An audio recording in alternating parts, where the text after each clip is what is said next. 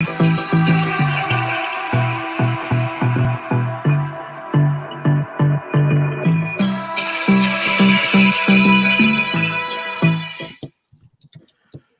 up? What's up? The penultimate edition of Same Old Arsenal USA. Stan is beside me. Rowan's below him. I've got Glenn. Ryan apparently is having some technical difficulties, but we will get him in here in just a second.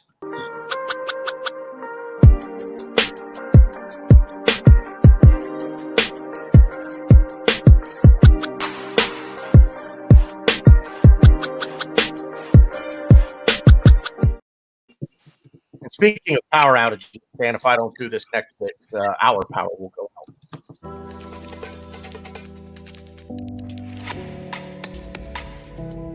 West Cork Beard Company make beard oil and beard balm for a strong, healthy, great-looking beard.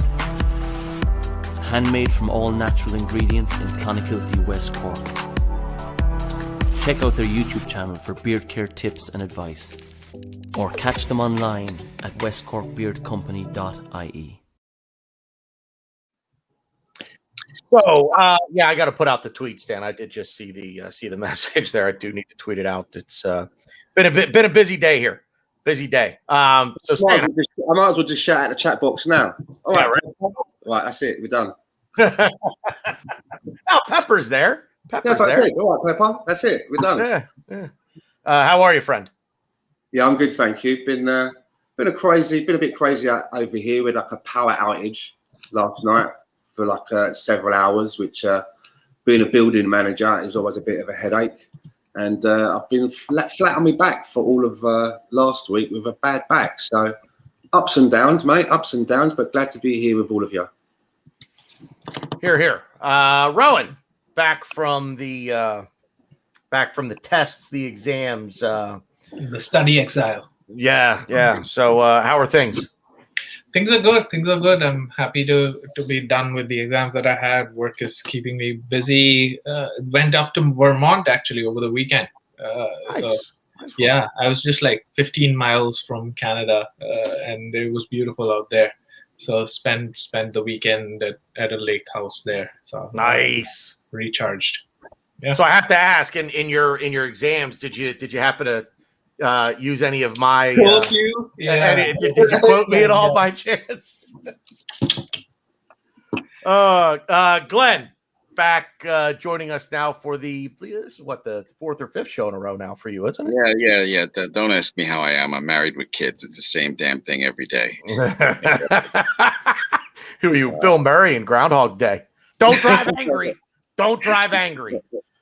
But yeah, I'm fine, thank you. I would turn off the chat box, Glenn, if I were you. Just God forbid anybody spill the beans on what you had said to me earlier, and I have not had a chance.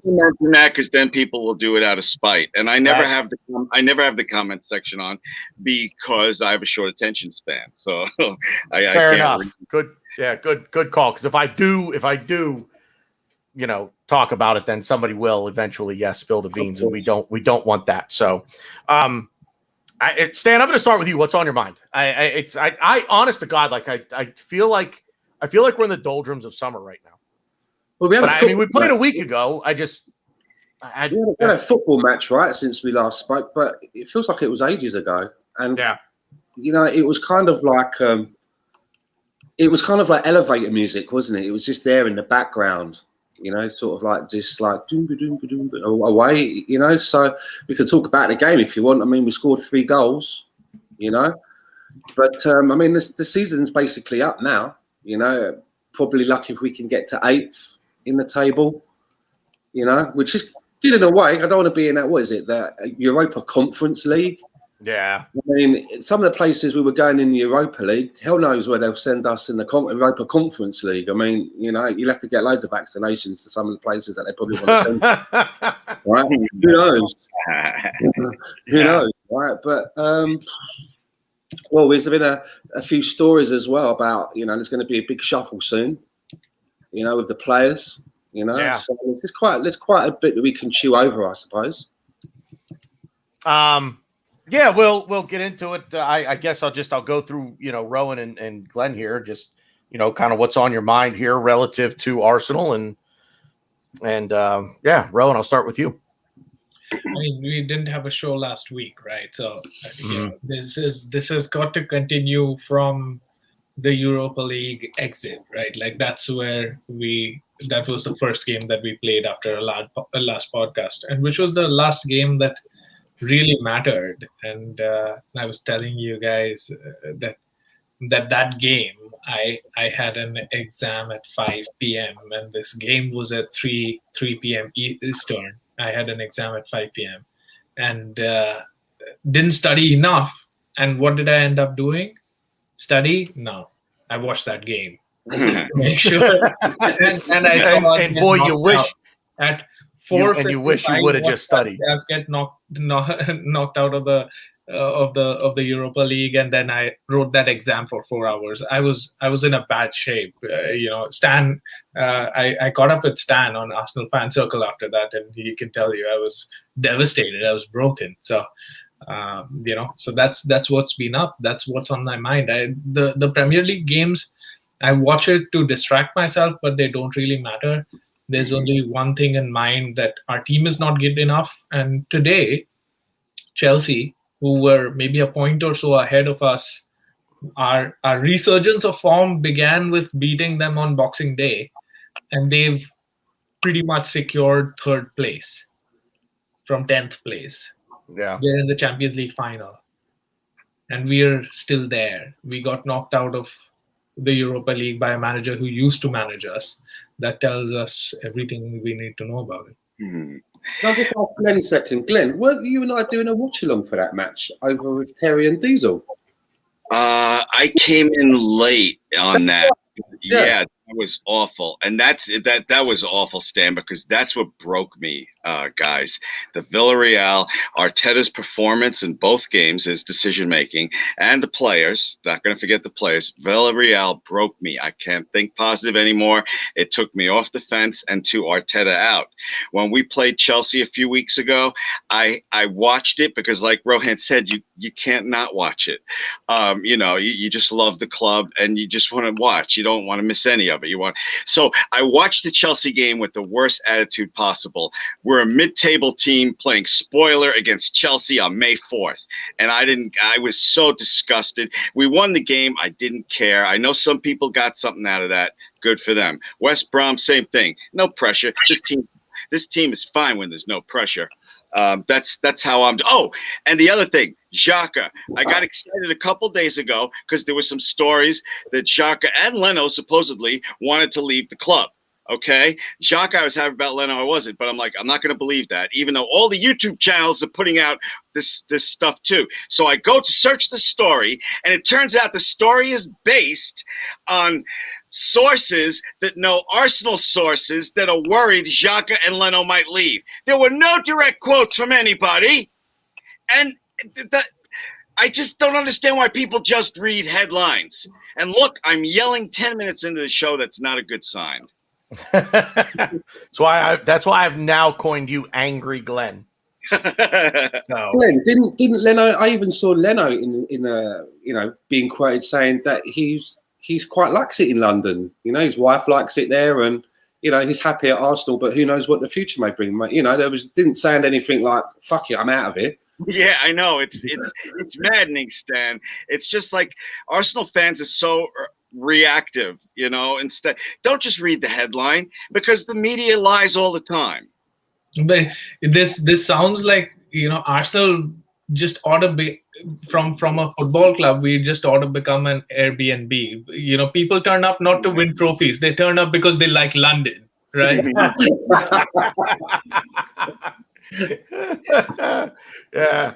Ryan, finally, can you hear us this time? What? Yes. Yeah. Right. All right.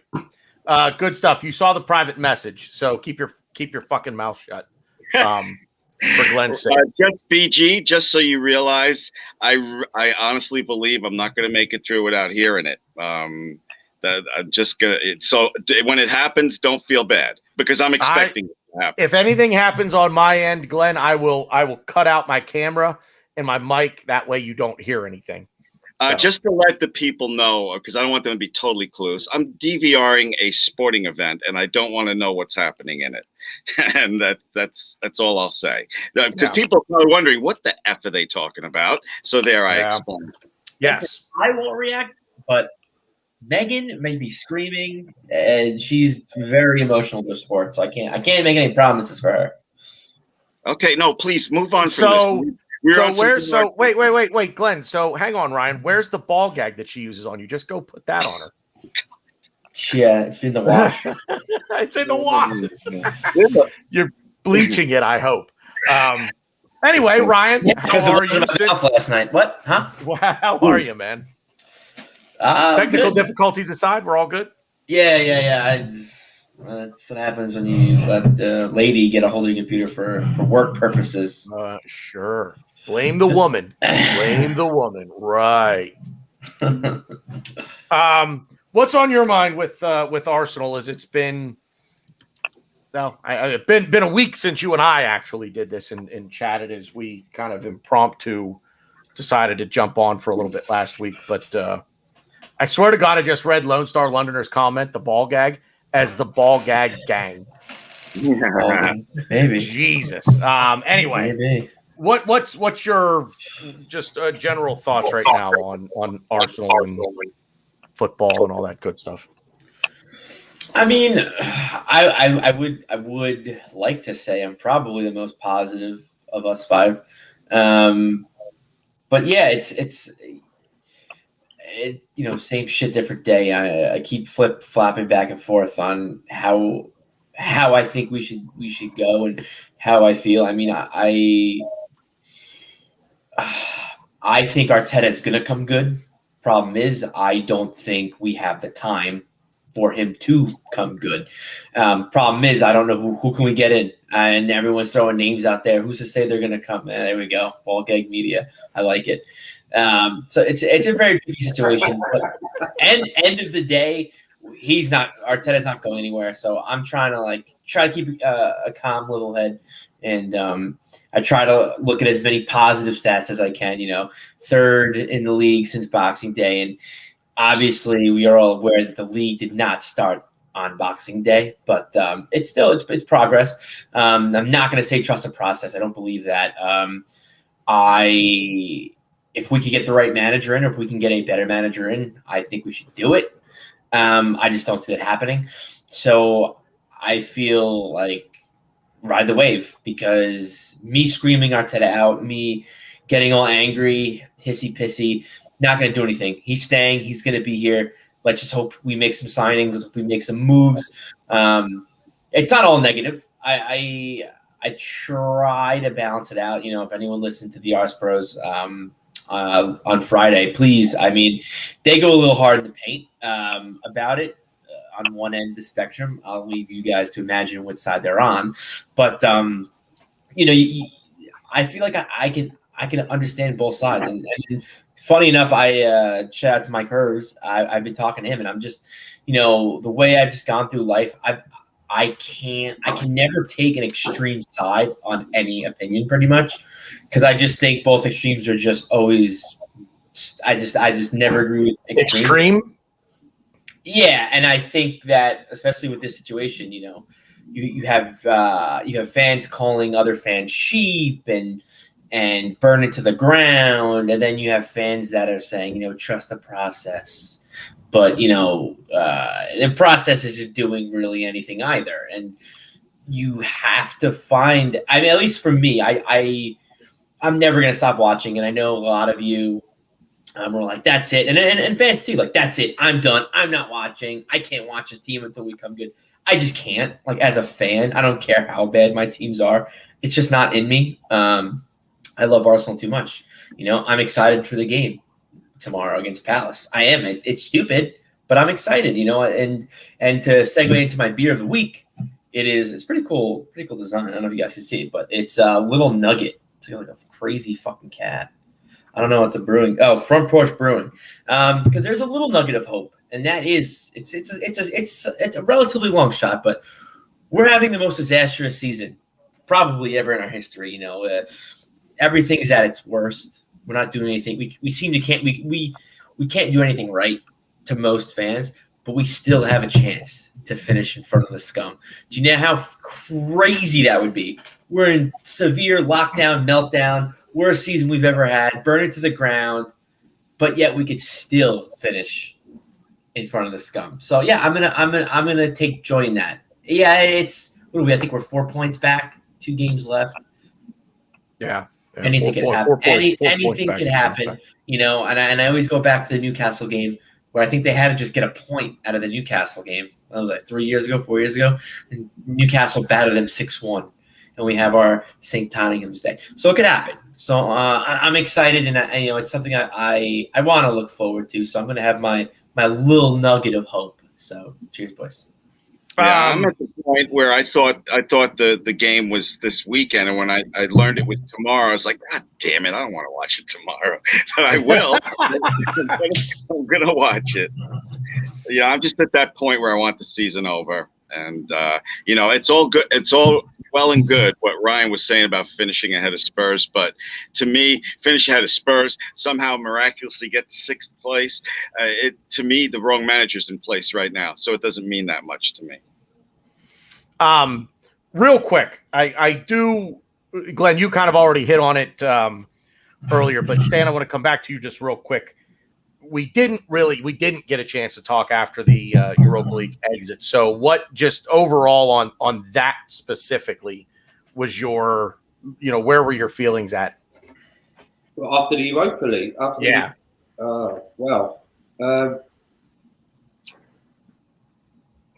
I think that, you know, Mikel Arteta brought a lot of it on himself.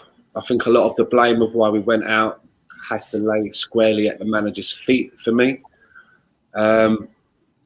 You know, listening to what Ryan was saying in the opening part of his statement, what I'm hearing is that he kind of subscribes to the fact that if we can get better players in, then we may get better. You know, like if he can get better players in, that's going to help us. But I'm of the feeling with Mikel Arteta that if he was playing like, let's say he was sticking with a back 4 and he was sticking with the same formation, and he was always having the same striker playing through the middle, and he was persevering along, and he was doing that, and we were where we are in the league, I would say the same. I'd be thinking, okay, I can see what this guy's trying to do here. So maybe when he brings better players in, we can get further ahead. However, when you start doing things like playing ESR as a false 9, I just have to clock out. I'm just like, I don't get this. Do you know what I mean? It's you're shooting yourself in the foot. 1 minute it's a back 3, then it's a back 4. Then this guy has to play. You know, Thomas Partey's playing in the midfield on his own and is asked to do like 3 things. He's got no one to pass to. Then he's got this partner. Then he's got that partner. Then he wants to play Aubameyang on the left. Then he wants to play Lacazette through the middle. Then it's Eddie and Nketiah. It's just too much changing around for me. So I've kind of got to the stage where I'm like, well, I'm not sure that it's the players. Buying better players is the answer. If you're going to do moves like play an attacking midfielder who's just come up through the academy as a false 9, and then you've got other strikers that are sat there who are waiting for their chance, who play that position, I would be thinking to myself, if I was maybe Balogun or Eddie Nketiah for that particular game, I'd be thinking to myself, wow, the manager must think I'm really pants if he's not, you know, he's not going to give me a run there, and he's going to play this midfielder in that position. So I just feel that he's bringing a lot of this shit onto himself. He's overthinking it a lot, and he's not helping himself. Yeah. So I have a quick question for everybody. Not necessarily disagreeing with you, Stan, but my question is, everybody, do you think that we could all right now, I think you can ask the chat even, not really, I think it's for 5 of us right now. Do us 5 right now, can we all agree on a starting 11? Like bet the best Arsenal starting 11. Do you think the 5 of us could agree? No, probably not. I don't think that the 5 of us would agree, but I think that I'm just curious. It's the question. I'm not trying to prove a point. I was just curious. Mikel Arteta, in his role, what he's being paid to do, what he's supposed to be there to do, by now, he should know what his best 11 is. And, you know, he sees them a lot more than we do. He sees them every day in training. He sees them on the Zoom calls. You know, he sees them in the game. sees them on the coach there and back. He should know his best 11 by now. And you know what? Also, I'm sorry. Go ahead, Ryan. I interrupted you. I'm sorry. I was just saying I agree. Spot on. And the other thing with Arteta is he's so inconsistent in his starting 11. Someone gets to perform, and they're on the bench the next game. It's just maddening, absolutely maddening. And then you see a game like the FA Cup, and you look at a team like Leicester City, and you see how they're run, you know, and what they've managed to achieve in such a little space of time since they've come up, winning the league and now winning the FA Cup. And you see the way that the owner, I think it was the owner's son, right? The owner who had that tragic accident, it's now in the hands of his son. The way that he came onto the pitch and was celebrating with the team and with the manager, you know, you could see that this is a club that gets what it is, what they're about, and what it is that they're trying to do. They all seem like they're forging ahead with the same goals. And, you know, I'm going to say it, and I was always very quiet at the time, but when I found out that Arsene Wenger was no longer going to be Arsenal manager, and I was thinking about who I would pick, I said Brendan Rodgers. And if you may remember, I always refer to him as David Brent, because he's got his personality, some of the things that he does, the way that he is. I mean, he's got a huge picture of himself in his house. It's this huge picture. I mean, it's like when only wrestlers can wear T-shirts with their own face on. They're the only ones that can get away with it. Do you know what I'm saying? Only wrestlers can pull that off. Can I just add to Stan? He was describing that beautiful FA Cup winning scene on the pitch, and something happened to me, and I hate. This is one of the most wasteful, hurtful emotions you can have, but I couldn't help it. I was jealous. 100%, Glenn. I want our club to be like that, and I don't let jealousy overcome me. But in that moment, I felt jealous. And just before I can finish it, I'd like to finish off just by saying as well, I looked at that team and you looked at some of the players that have gone through there and you think how they managed to spot a player like Kante, yet we passed him up and decided to spend the money on a player like Xhaka. I also looked at that defender, the Turkish defender that they have, Sayuncu. We were heavily linked with him. He was going for a very reasonable price. We decided to go with Mustafi. I mean, I'm looking at comparisons like that and I think to myself, how have we got us into this state? And look how, you know, the little train that could, you know, in Leicester, look what they're managing to achieve. And when they won that game, I was really pleased for them. And I laughed my tits off when VAR really and that, you know, I was like, this is probably the only time in my ever that you're going to hear me saying like, well done for introducing VAR into football. What a great idea. That was worth the admission fee alone. Rowan, I want to circle back to something that Stan said, and the idea that Arteta has said, well, just give me better players and we'll be fine. Isn't that an admission of a pretty severe lack of coaching ability? If you're saying, well, look, I can't do it, I need better players, so get me better players, because shouldn't he be coaching up the players that we currently have? No, of course. You know, that just shows that he doesn't have enough faith now left in his coaching ability, which was his selling point. But that being said, you know, yeah, we don't have players good enough to win the league or to maybe finish in the top 3, top 4, but we're not supposed to be 9th with the quality of players that we have, with the wage bill that we have. We're not supposed to be 9th or 10th or 15th that we were for most of the season, right? You know, that's not supposed to happen, and that's a loss on himself. You know, just look at this Europa League semi-final. We didn't lose because the players played badly. The first leg we lost because of tactics, you know, because of ESR playing as false nine, because of the way it was set up. And, you know, we got away with it. We scored an away goal. Somehow we scored an away goal. 2-1 was a good result. In the second leg, we went there to defend and to score 1 goal. We didn't go there to score 2 or 3. We didn't go there to, you know, really make sure that we go in there. So for all of the people who say that defensively we've been better, that's because we just don't score any goals. We try to sit back and we don't even do that properly. You know, today Brighton beat Manchester City. They were 2-0 down. They beat them 3-2. You know, they scored 3 against Manchester City. Leicester beat Chelsea, who were in the Champions League final, and we couldn't beat Valencia. That's the reality of it, and that's where the blame lies. Chelsea and us were in the same position. They're in the Champions League final, and we're out of the Europa League semi-final. So to Mikey's point here, can we agree that for a team to be successful, they need both talented players and a good manager? I'll disagree with this statement insofar as I've said this ad nauseum on this program and other programs. Hard work beats talent when talent doesn't work hard. And of course, yes, more talented players obviously are going to give you more, but you need coachable players. And I got to be honest with you, I don't see a whole lot of coachable players in this team. And the players that we have and their skill sets, Arteta's basically like, well, okay, you're good at this, but that doesn't fit my system, so I want you to be good at this over here. And that's where he's completely lost me, because he's not recognizing the talent. Let me rephrase, not the talent. He's not recognizing the traits that the players have, that our players have, and playing to their strengths. He's saying, forget what you're good at. I want you to play my way and figure out how to be good at that.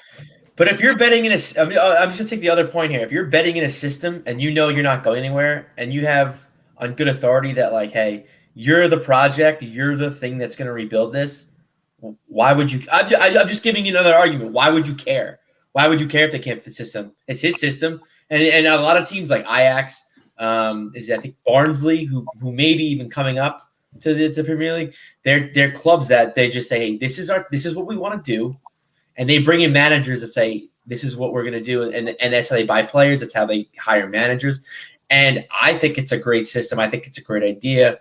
But yeah, like, I don't know. I've always said this. I just think Arteta, I know he said it when we got knocked out by the Real. He's like, oh yeah, my job's at stake. I worry, but I don't know. I think that's just lip service. I don't think he thought, like you guys said, ESR is a false nine.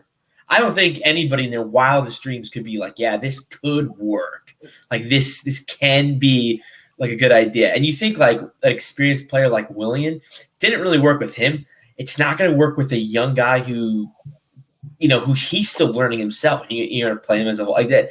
To me, that's just, I don't know. I just think he is just going to square peg round holes, find out who he wants, who he doesn't want, and he's just going to say, this is my team, I'm going to have time, and we're going to get better. Problem is, I don't even think he knows when we're going to get better. I don't think he knows when he's going to get better, because if you notice too, when he came in, he's like, I'm going to be tough. I'm going to if you're not a part of this team, if you're not part of the ship, you're gone. Non-negotiable. Guendouzi, see you later. And then now it turns into, there's probably others, but now it's kind of like, oh, like Pepe, you don't really, oh yeah, you're gonna play the bench. But then it's like, yeah, but he started playing well. Like, yeah, that's an example. So I don't know. His player management is not good. I think it's gonna get better.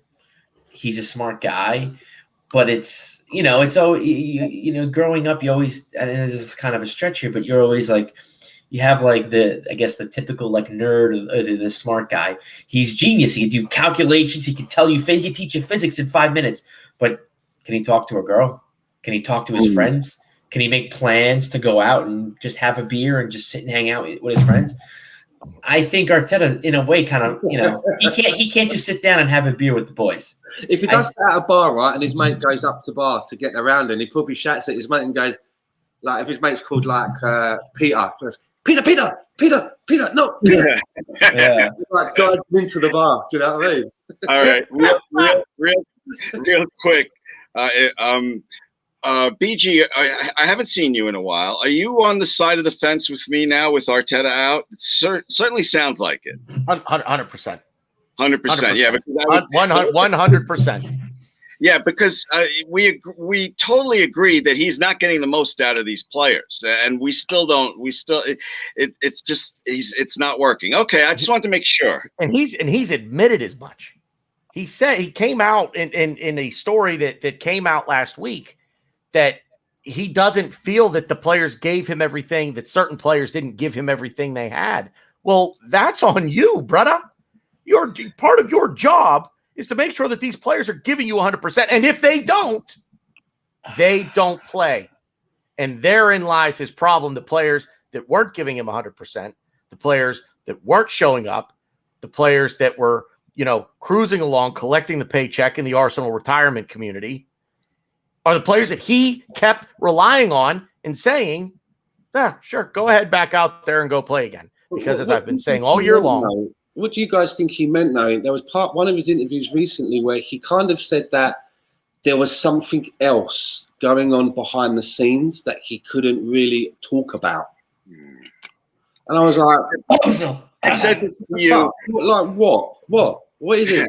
He's basically, like when you kind of like say like, do you know what I mean? I saw your wife last night, and the guy goes like, where? And go, no, I shouldn't say nothing. I don't want to stick my nose in where it don't belong. He done that. There's something big going on behind the scenes, but I don't want to talk about it. So, what I mean? Stan, you and I talked about this on another show. I don't remember when it was. Arteta has a way with words. My German mother would call him a shyster. He, excuse me. And I said to you, didn't I? If he was selling timeshares, I probably would have bought a week by now. Yeah. I was talking with someone that wants to give Arteta till Christmas, and he said, "Well, look, he's gotten all these great, these talented young players to sign." I said, "Yeah, because he speaks well. It has two edges there. But I don't believe a word he's telling me in press conferences anymore. And if there's something going on behind the scenes you can't talk about, I don't give a shit. All right, I look at what's happening on the pitch. So that's it. That's the way I feel. He's totally lost me. Villarreal, in the pregame show we did, I put on my Heisenberg hat and I was yelling. This is the game to show up. I put all my eggs in that basket.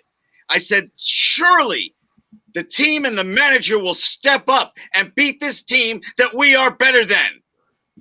And that's when he lost me. I think what makes it so much worse. How many of our strikers were actually available for selection in that game?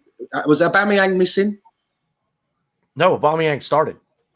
No, the game with ESR going as a false nine. No, Aubameyang was on the bench. Lacazette didn't get a shirt. So Aubameyang was on the bench, right? Okay, our captain, who's paid the most and has made his bread and butter going through the middle. Lacazette wasn't there. Was Nketiah on there?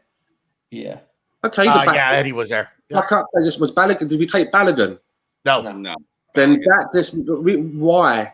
Surely, if you're Aubameyang, you're just sitting there thinking like, if I just woke up in the multi-universe here, like, what is going on here? Surely. I think he has no intention. What is it that the manager could have said to you for his reason to put you on the bench? Club captain, striker, senior player. We don't think you're fit to start. That's what he could have to answer the question. And yes, I know, Stan, you hate that, but I'm pretty sure that was his first game in any capacity since he was his first. Yeah, it was. Then start with Eddie and bring a Lacazette on. I mean, they're strikers. I mean, Lacazette didn't get it. Lacazette wasn't on the bench. I meant Eddie. Sorry, I meant Eddie. Yeah. Start with Eddie, and then Yeah, no, you're not wrong. I think, and kind of going back to what Glenn was saying, I think for me, because I didn't really talk about Villarreal, but to me, I think the worst, what hurt the most, and what really sucked the most was we didn't score. It wasn't like they beat us. It wasn't like it was 3-2. It was a nail biter. They just outplayed us. Obviously we beat ourselves, but it was 0-0. Like we didn't score. We didn't really impose our will on them. We're the bigger, we're the better, we're the better club, and we just we're not the better club. Well, I think on paper we play them 10 times, we win 8. So that's just me. But point is, and I'm not here to argue that, but point is, I think that's what really deflated me. And I was just like, "Fuck, man!" Like 0-0. Like at least go down fighting. Lose 1-0. Let them score in stoppage time because Leno was playing our false nine. I don't know. Like, come on. Like we played them twice and we lost twice. How do we play them 10 times and We didn't know. It was 0-0. We didn't win even once, and how do we win more? I still think we're a better team. That we match up well against them. We If just you didn't wanted to show up. experiment, then play Martinelli there. You know, you That's could have done another that. one. Another younger player, you know, same sort of a profile. And again, to be fair to that, we played him against West Brom, and he was not good as our center forward. But again, I agree. I think I still would, even if he knew that was what Martinelli was capable of, he knew like he's not ready, he's not going to play well. I would still rather him do that than play ESR as a false nine. Like that's just it doesn't make any sense. Playing a young guy who's just kind of getting his footing into the first team, and he's really kind of putting his name out there, and it's like, oh yeah, we're going to totally play you in the wrong position and have you do things that you've never done before. And to be fair, he's never at that point he had never scored for us. He had never really done anything stats wise. So it's like, well, what do you expect? Like, come on. I don't like his system. I don't. I thought you said I don't like his sister. I was like, I don't like. You know what? Fuck her. Yeah. You know what? Fuck her too. No, I'm kidding. I don't like his system. I don't like his system, and it's very Manchester City, but we don't have those players, and he's not Pep Guardiola. So back to Mikey's point, more talented players and a good coach. We lack in both of those areas, but he's trying to be that. Mate, And if you think it's very Man City, it's more like if you ordered Man City from Wish.com. This is what you get. Exactly. That's exactly what it is. Yeah, you're getting the knockoff version, and it stinks. I kind of came to this realization a few weeks ago, just watching us play and now seeing what it is that he wants to do. And I think understanding the style that he wants to play, it's boring. It's fucking boring. It's lethargic. It's unimaginative. There's no creativity. It literally, Ryan, you said it. It's just pass the ball around the horseshoe. Pass the ball around the horseshoe until somebody gets in a position for a layup or a slam dunk. You know, again, to use an American sports term, but you get the point where somebody's just wide open and can just literally, if this is their foot, they just go, and the ball's in the back of the net. I don't think that's his system. I think that's just a part of it. And I'm not saying it's amazing. Let's do it. He wants to play triangles. He wants to overload sides. But you know, and I feel like I'm defending him so much, but I'm not Arteta in, so it's kind of weird. But he likes to play triangles. He likes to overload sides. He prefers the left, which you could see. We have players like Saka who can play left, Martinelli, Aubameyang, Tierney, but like he really hasn't had. I'm sorry, I keep defending him, but he hasn't had a full squad. We're ruined with injuries. But again, a point against him. It's like, well, don't play Xhaka there. And to be fair, I kind of bought it. And I was like, yeah, Xhaka should play there. I don't like him in the middle of the field. I'd rather I'd rather him make a mistake on the left side of the field than the middle of the field where all the action is. But like, he takes away from Arteta's game plan. He takes away from what we can do as far as triangles and overloading the left side because he's just a liability. And that's what teams did. Teams like, all right, we're going to put our fastest, most attacking player on his side every game. And eventually it got to him. I think he did well for the most part. But like in every game, he was part of one of those mistakes that led to a goal. And like Richarlison, he did a good job on Richarlison. All it took was one goal. And that was it. Done. Chukwueze, same thing. All it took was one goal. That's it. Done. So it's man, you really just took everything that's gone wrong this season and you literally laid it at the feet of Granit Xhaka. Yeah, exactly. You literally laid it at the feet. You've totally taken the blame from Arteta, and you've literally laid it at the feet of Granit. No. I'm blaming Arteta for putting Xhaka there. Like it. It doesn't. Well, maybe you guys should use your ears because I was saying his mistake was playing Xhaka as left back. I bought in, but I don't like it. I think it was stupid. It took away from his tactics and what we wanted to do. It didn't make any sense. That's what I said. But okay, time out. Do we have 5 Arteta outs right now on this screen? Yes. Okay. I don't know if I'm Arteta. I don't know if Stan has actually said whether or not he's Arteta out. Have you said? I just assumed. So did I. Stan, are you Arteta out? I'm kind of really like 80-20%, 80 out. I've still got a little because there was a little part of me that just wants to back him because he's the Arsenal manager. Mm-hmm. Do you know what I'm getting at? I've said this before. Yeah. That I'm really, There's a lot of fans like that. But what I mean is, I'm really against the revolving door mentality that we'll get rid of him and then we'll get this other guy will come in and then we'll be going through another rebuild. And some of the players that Arteta bought, this new guy won't fancy that much. Do you know what I mean? All of a sudden, he'll put the kibosh on selling Jack up and go, no, you got to stay. Yeah. Things like that will happen, you know. And then this guy doesn't last well. And then I really just want I wanted it to be Emery. Whoever it was that the board appoints, I want them to be a successful Arsenal manager rather than being in flux. But there is a big belief in me that Mikel Arteta, maybe one day, he'll be a great manager. When Arsene Wenger came to Arsenal, I'd never heard of him before. We didn't have the internet and all that going on then, so I didn't know about managers in Japan. But by the time he came to Arsenal, he'd managed 5, maybe 6 football clubs in different places around the world. Learned his trade, knew the game. Mikel Arteta right now is where Arteta first, Wenger's first started at Nancy. It's a long time ago. BG, just let me ask Stan a couple of questions. Stan, if you were in charge right now, okay, Arteta would stay how long? You obviously would not sack him, but what would you say? You're going to sit down with him. Assume we don't get 6th place. We finish 7th. Okay, you're going to sit. You're in charge, Stan. You're in charge. You tell Arteta exactly what you want. Or even if it's your sack, but obviously you're not there yet. No, you see, when he first came in, Glenn, I always thought that the timeline where I could put my gavel down and pass judgment would be October of this year. Okay. That was from him being appointed. That's when I thought.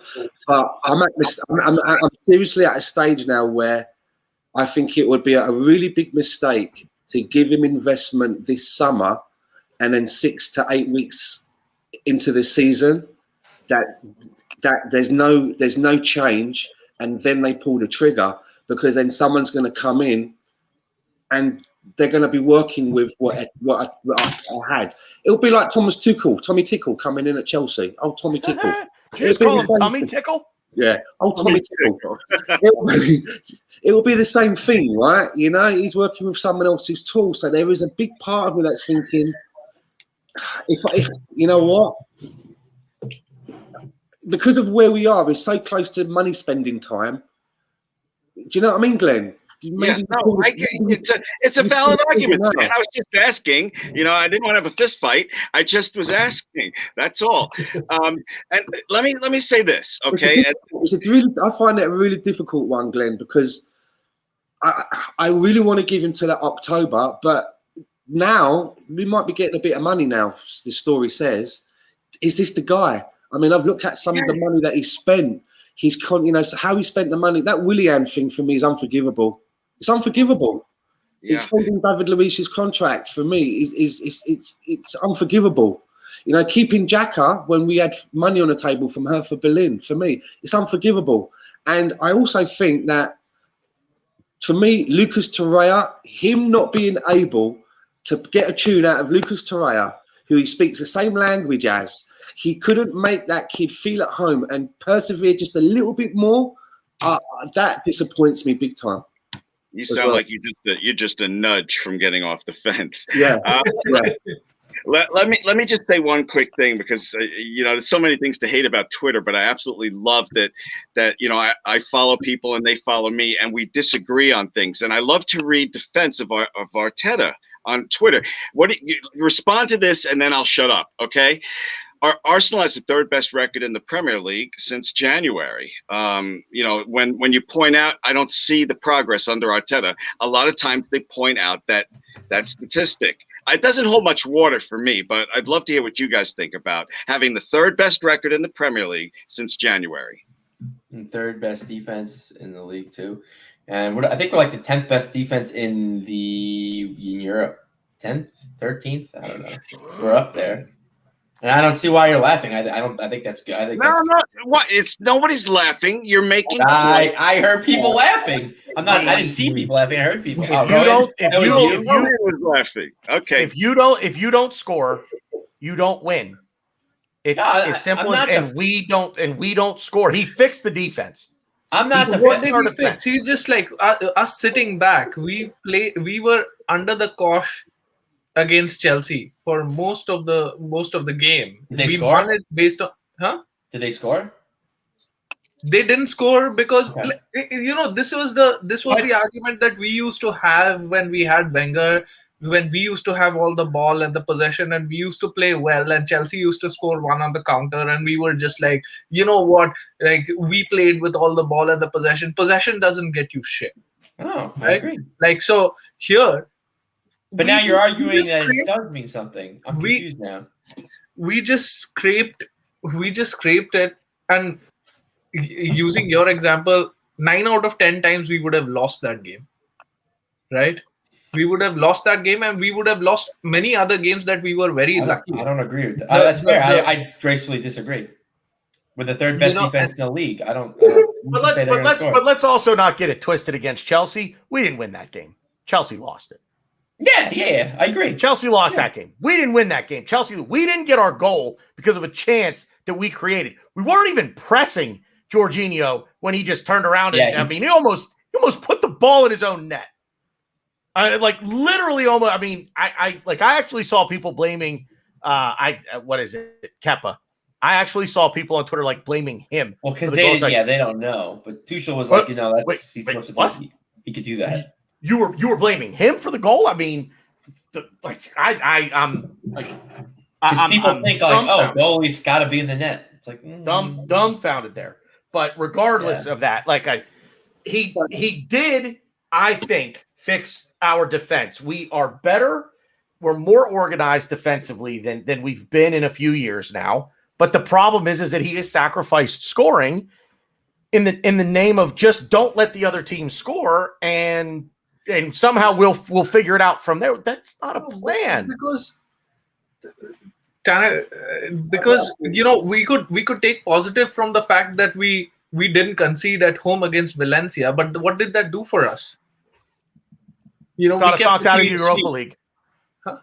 Got us knocked out of the Europa League. That's what exactly right. Like, that is what you don't show desire. You will concede. That is why Jose Mourinho ends up beating Pep Guardiola with Spurs a couple of times, right? Like, because somebody has got to take the initiative to play football, and this guy doesn't want to take the initiative to play football. He just wants to sit back, and he doesn't want to get beaten. For the same reason why Emery got sacked, he's getting praised here, and for that point that we had heard from Boxing Day, the league didn't start then, right? Like, overall we're 9th.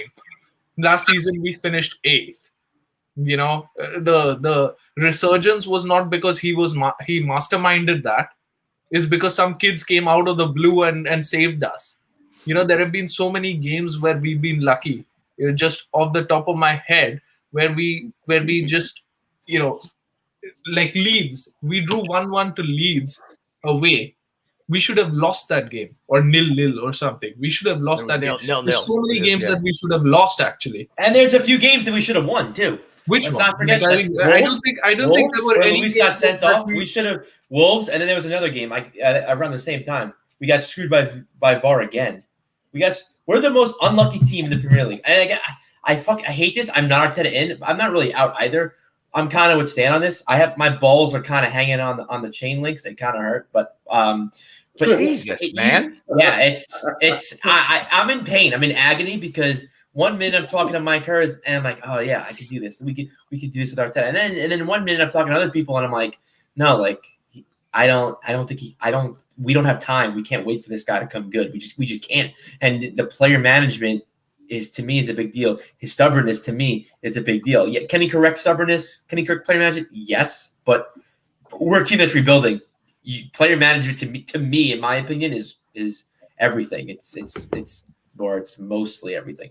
What made me chuckle the other day? I was like, somebody wrote on Twitter that you've got to give Arteta credit because he's not been stubborn. He realized that Willian is not working out, so he's selling him. See, this is the mark of a great manager who's not stubborn. And I'm just like, you're just making up some sort of defense for him now. Repeat what you said, Rohan. You broke up. No, that he's willing to sell Willian. That's a great point. That he's understood that he's made a mistake and he's willing to sell him now, as if that is supposed to be, some calming factor. This guy, he doesn't know. Unfortunately, I'm with Stan. I think that he can come good and he will learn a lot. But Arsenal is not some lab rat. It's too big for him. No. Right? It's too. That's why I agree. We don't have time for him. And I said that. I think he will come good. We don't have time. I absolutely love Rohan when he's animated. You're getting me all fired up. Poor Mike in the comment section is dying to yell at you. Hi, Mike. I didn't know you were so. I wanted to ask you a question, Glenn. You asked a question, right, about the stat, about being third best from, was it?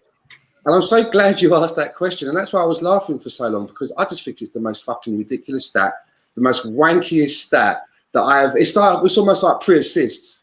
It's just ridiculous, man. I mean, if you're excited that we're the first best since, come back and talk to me next season when we're the third best team before Christmas. Because this means nothing. The third best what? We got bummed out of the semi-final of the European Cup. This stat means nothing. It's hanging on by your fingertips, trying to claw at something. I think it gives people hope, and we all say it every time. It's the hope that kills you. It means nothing. It's too little, too late. We're not playing for anything. Do you know what I'm getting at? It's delusion. It really is, man. It's just I just brought it up. I just brought it up as one of the defenses. I'm glad you did, because I've been thinking about it. I'm so glad you did, because every time I keep seeing that or hearing it, it just makes me chortle to myself. Do you know what I mean? It's funny because I'm one of the assholes that's like, oh yeah, third in the league, that's amazing. But then Stan, no, and then I think about it, I'm like, yeah, but we got knocked out of Europa by Villarreal. Like you think about like, okay, but when we needed to win the most, when games like it's like, okay, we're the third best team in the league since Boxing Day. Like, let's beat this mid-table La Liga, or they may be a little bit higher than mid-table, but let's beat this La Liga team. It's like, we could do it. And then it's like, oh no, we suck again. Yeah, exactly. Oh no, we suck. So it's like, yeah. I think to me, it's a gold star on your kindergarten classroom wall. You're happy. You're like, I got a fucking gold star, Mom. But in the end, what does it get you? You get to go to the potty 5 minutes for all the other kids. You get to pack up your school bag 2 minutes earlier than everybody else and get online first. It's like, who cares? When it comes down to it, you're still doing the same homework. You're doing the same shit. And you're still failing kindergarten and getting left back. Mom, I'm sorry. Sorry. What was I about here? Arteta? Yeah. It's like if I had a child and he came home from he was in like the 100-meter dash, and he came last. And he came home with one of those participation certificates. He had the most improved time. To put that on the mantelpiece. That's the first thing that's going on the fire, and he would learn a lesson from that shit. But he really hit his stride in the last 25 meters of that race, though. You should have seen him gallop. He was dead last, but he looked like a gazelle running out there without the speed, clearly, because he finished last. Oh my! This is great. Glenn, any other questions? You said you had a few. Anything else? Oh no, I'm still stuck in Ryan's kindergarten analogy. Yeah, right. I think the point with the we're third since box. What I see most people saying, well, it's a sign of progress. No, it's not a sign of progress. I'm sorry, it's not a sign of progress. Why don't you think so? I'm not. I think we're third in the league since Boxing Day, more because of the rest of the league than our own good play. The rest of the league is, I'll say this, with the exception of City coming on right around Boxing Day and really kind of, putting their foot on the rest of the league's collective throat, there's been a fair amount of parity. But like you've got the teams that, United kind of separated themselves, but then there was a backlog. Or a log jam of, from third to about 8th, where that could have shaken out any which way. Then from like 8th to about 15th or 16th was all jumbled. I mean, we were 15th for crying out loud when you think about it. And then okay. Now we're the table. What, 10th? We're 10th. We're 10th right now. But it's just we take a step forward and then we take 2 steps back. And that's literally what it's been. We're literally taking 1 step forward and 2 steps back because we're progressively getting worse. And when we take that step forward, everybody jumps off a bridge over it. Everybody wants to set off fireworks like it's the 4th of frickin' July. It's like it doesn't matter because then what you see is the 2 steps back. But then what I saw like after Wednesday was we took the step forward by beating Chelsea, and everybody was like, Twitter collective was doing somersaults and handsprings and cartwheels because we beat Chelsea. We did the double over Chelsea. I think it's no pressure. We're great when there's no pressure. Exactly, Glenn. Exactly. And as far as picking and choosing statistics like, oh, we're 3rd since Boxing Day, I don't buy it. It's just you're just picking a moment in time.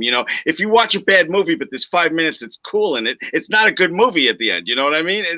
Again, to be fair, we've been bottlers for so long. We couldn't handle the pressure since Wenger's days. So I think this is just I think it's also like a big thing of culture. And I blame Arteta, and I think he's a big, person. He's a big figure in said culture. But you got to figure too, like it's not like we just started choking under pressure like since we got Arteta. This has been a thing embedded in Arsenal DNA for I'd like to answer 15 years. I'd like to come in on that, Ryan, because I agree with you, right? If we have since the Wenger times that there's certain habits, that the way that we choke. And in some of these occasions have been since the Wenger time. But I don't blame Arteta for that. I don't blame Emery for that or Freddie Ljungberg because since Arsene Wenger, we've had 3 managers driving the bus, right? The mentality, the philosophies, these different personalities have come in. The only constant for me, and I've said this, I think maybe Xhaka. Yeah, well, you're kind of right because the same players that we have at the club that have been at the club since Wenger days are the same constant. So if the mentality hasn't changed in the way that we approach games and the way that results happen, it can't be the manager because they've changed. They're coming in with different formations, different tactics, different philosophies. The one constant is Aubameyang, Lacazette, Granit Xhaka, Hector Bellerin, Chambers, Holding, any player that was at the club under Wenger. And I'm just working out as logic. They're the same constant. So the same problem, that's the only thing that's still the same. So what else could it be? Okay, let me say this, okay? Arsenal are the 6th biggest club in the world, but they don't feel like a big club to me anymore. The only time they feel like a big club is in the Europa League, in the qualifying stages, and we go, to Borat FC, and it's Borat FC's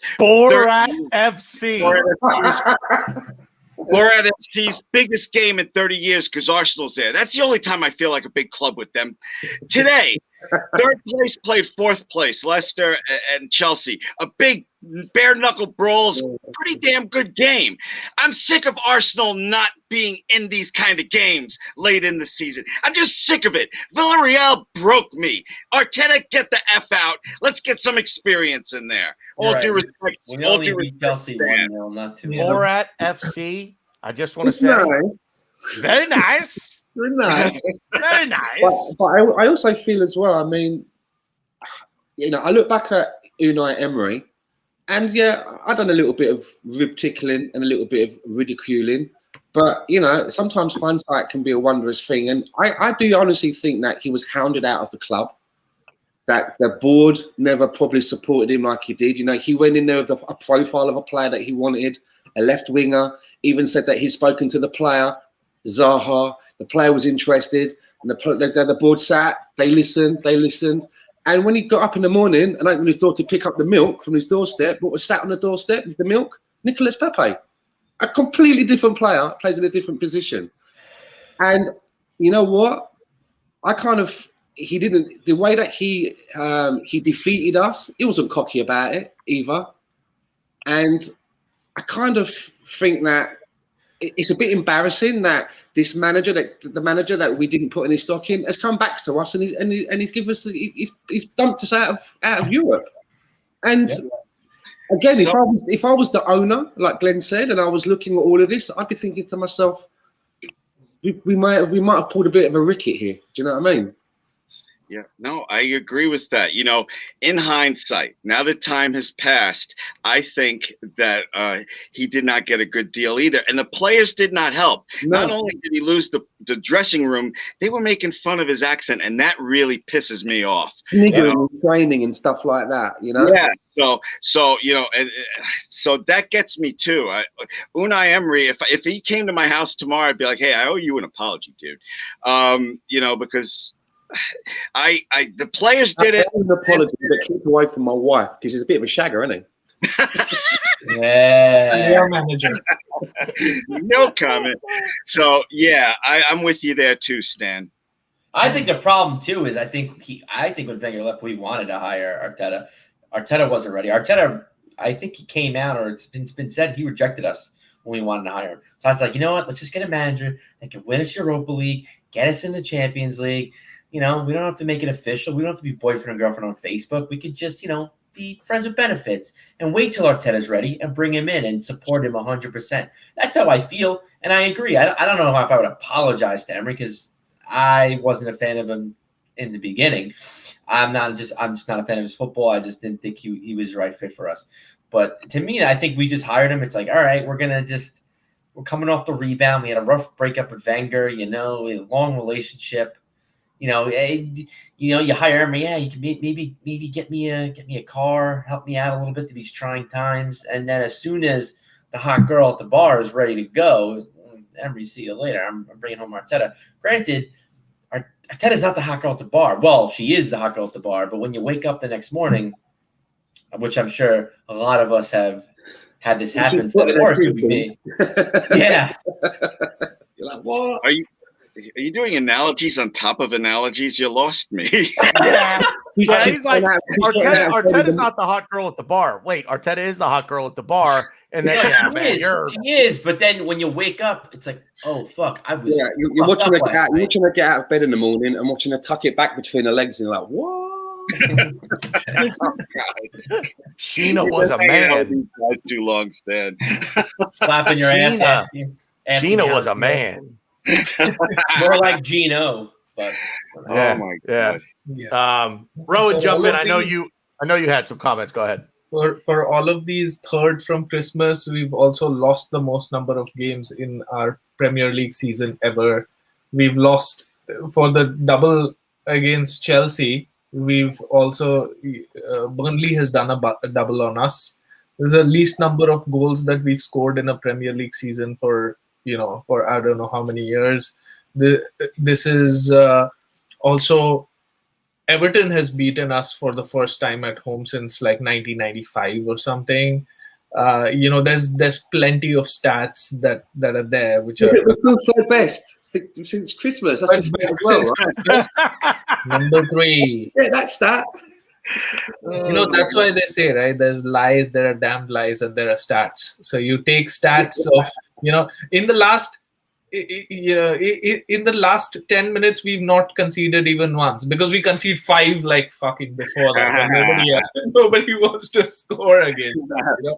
That's the kind of shit this is. So, you don't need that, and you don't, I don't know why we've given Arteta so much that, after Wenger, Arteta, we wanted Arteta. Who is Arteta? You remember Glenn? Exactly. The bar when we were talking at the Man City game, and you said that, what do you think about it? Like, who is he? Like, just because he brought out cones for Pep Guardiola, that's what he's done.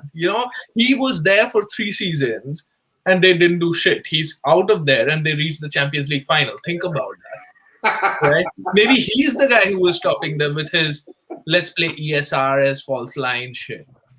Nobody needs that. So that's where it is. You need some experience. And I know that, you can't just say Allegri and, Allegri's going to walk in. But, Chelsea keep getting big managers, or at least we have to think. We have to try, And if we don't do that, how much? We're guilty of finding something to blame and then sticking to it, and then not wanting to change our position, on the other side, and always being stuck to that thing, right? Wenger, we've kept blaming Wenger. Wenger's been gone for 3 seasons now, right? Like, and his players, those players are not on that contract. They've got additional contracts after that. So all of these managers have given them contracts, right? It's not like they've stayed on the same contract. So why is the mentality there? Because these are the most important players the managers, the 2 managers, 3 managers think are at the club. They play them continuously. I shred to think what would happen if we didn't have this core of players. We'd have a bunch of Williams playing there. You can't trust these managers and what they're going to do. So at Wenger time, I've watched 9 seasons of Arsenal not win shit, right? But I always wanted to watch the game because those 90 minutes were entertaining. It was painful after that. It was painful at the end of the season. But those 90 minutes was a hell of a ride. We'd have a go. People would counter us. They'd score. I'd get angry. We would score again. Something like that. Here, it's boring. I can't take it anymore. I don't want to watch this. I'll let you in a secret. The last 3 Premier League matches, I haven't watched them live. I've recorded them. I've watched them at my own time whenever, like before going to sleep, because it's the best bedtime story. Now, I'm being serious. That's the time I've watched it. And we won. So I think I'm going to continue doing that till the time that we lose. Maybe I am the one who's costing us. Who knows? Well, if you want to go back, and dissect this thing, if you're going to mention Arsene Wenger that much, he butterflied effect our fucking club horribly when he didn't just step down after the FA Cup win. If he stepped down after the FA Cup win, we probably would have had Klopp as manager and things would have been a lot different. Also, it doesn't help when Mbappe bursts onto the world stage that Wenger announces to everybody, I almost signed him. Well, why didn't you? So I don't want to go that far back, but you mentioned Wenger a couple of times, and I wanted to get my dig at him because I once adored that man like every other Arsenal supporter. Yeah, I almost shagged Pamela Anderson, but I sprained my wrist that week. How'd you sprain your wrist, Stan?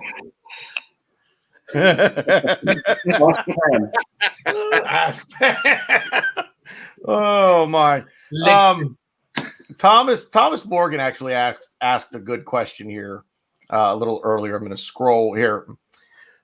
Weird question, but does anyone hope we manage to sneak into Europa League or go a season without it? So what is because we are, believe it or not, still by the hair of our chins, still alive. We could still finish 6th. A lot of things need to happen, but we can still finish 6th. Can I answer questions? I got to pee. And then I'll listen to you guys answer that question also.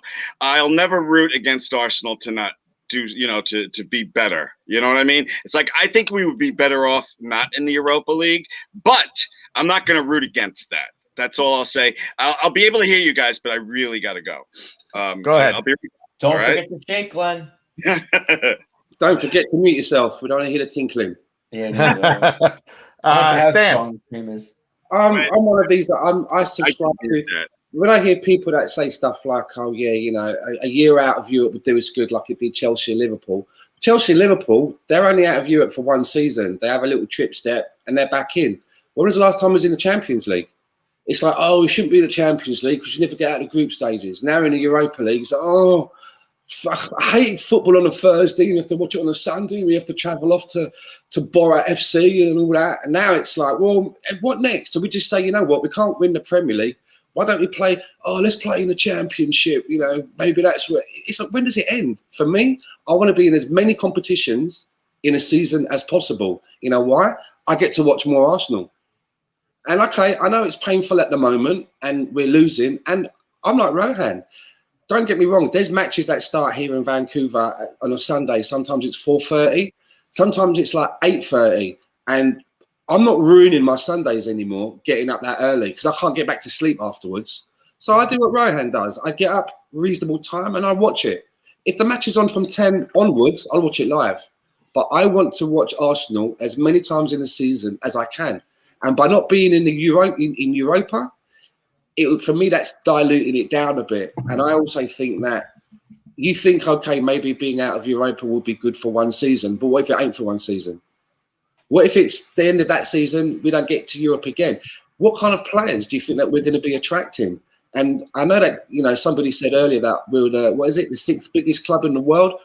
I'm telling you, the reputation, the rep that we are living on, I think is running thin. You ain't never rep for so long. I used to work in sales, right? And you never had that thing where, do you know what I mean? You get that big deal in. And everyone's like, wow, what a big deal. And that, do you know what I mean? 4 or 5 months down the line, when you've not bringing any more sales in, you can't go to your boss and go, remember 4 months ago when I brought in the Thompson deal? The Thompson deal! Do you know what I mean? We've all seen that. And we falling out of Europe, we're just falling further and further away. And it's damaging us. Less investment because we're a self-sustaining model, allegedly. Can't attract the players. It's not a good step. Bro, you used to be able to draw players to Arsenal with the beautiful play. You know, like Rohan was talking about earlier. Even when we weren't all that great, we still were a joy to watch. It was like watching an artist. But yeah, I don't remember what I was going to say after that. Kindergarten, Glenn, kindergarten. Rowan, in or out of Europa League? I want us to win the next 2 matches. That's if that gets us in. Then let me phrase the question a different way. Will you have any interest whatsoever in the Everton Wolves match tomorrow? Oh, not really. Apart from fantasy Premier League, I wouldn't have any. I wouldn't have any interest. You know, the reason that I ask that is because Everton. We need Everton to drop points here. We need. I mean, I would use the scum against Villa as an example. We're all rooting against them all the time. Correct. So, and in reality, you know, even if we are in the Europa League, the action doesn't kick in until the knockout stages. You know, until then we aren't even playing full strength. You know, it's not really that Arsenal, and that too. You know, with the way that we play again. You know, it's not like it's giving our youngsters a chance to express themselves, right? Like they play in a way that's you know, with the handbrake on, etc. And Arteta is just like, you know, his interviews also. He's a very savvy, you know, TV person, right? Like he comes out and he says the right things and he says it in the right way and all of that. And I really fell for it last season when he said that, you know, that in terms of when I came, we were down in terms of quality and in terms of perseverance and you know, trying to the mentality. Now I've got the mentality, and this he said after we beat Liverpool last season, and he said that even though we've beaten them, you know, we're worse than them in terms of quality, much worse, and we have to get better. I thought, yeah, that's a good assessment of it, you know. But then what has he done? He's not done anything, you know. And then when when right now Ryan said that he just did lip service to say that, oh, my job is in danger. I was thinking about it, you know, walking around thinking about it, and I was like, you know, he should have just come out like Patrice Evra and just said, I love this game or some shit like that, and then it wouldn't matter, right? Like that's because nothing matters really here. They just this is all a play. We are nobody. See, what he should have did was he should have pulled a Leonardo DiCaprio and says, "I'm not fucking leaving." Like getting gassed out of Villarreal. I'm not fucking leaving, and all the coaching staff and the players are like, yeah. He's like that geezer. He's like that geezer where you go to buy a second-hand car and you're looking around the car and he's standing and he's there going, one previous owner, and she was a nun, hardly drove it, only twice on a Sunday. And you give him the money, and just as you drive off the forecourt, the car falls into 2 pieces. And he's like, sorry, mate, sold the scene. Do you know what I mean? You break it, you take it. I'm not going to get that out of my head now, Ryan. What you What? I'm not leaving. I'm not leaving. I'm not leaving. I'm not leaving. I'm not leaving. Part of the frustration. It's like the other, you know, that other Leonardo DiCaprio, where, you know, where he's holding the beer and he's sitting forward. That's me every time I see a fucking Mikel Arteta lineup. Do you know what I mean? He put who where? Yeah. They call it The worst part for me getting off the fence and being Arteta out is I know that he's not going to get sacked. I know when next season starts, he's going to be manager. So, how loud am I going to yell Arteta out when I don't believe he's going to be sacked? So can I just shift this a little bit? Because we're like 1 hour 15, right? And something big did happen, right? Because there was a period of time over the last week when I was thinking to myself, it's all gone fucking quiet on that Daniel Ek front. What's going on? Right? He made a big show and tell, didn't he, about this is what I'm going to do. I've got the 3 guys lined up with me. I'm going to do this. And then he went quiet. And then just a couple of days ago, it come out that he says that he did put a bid forward and the Cronkies don't want to know, basically.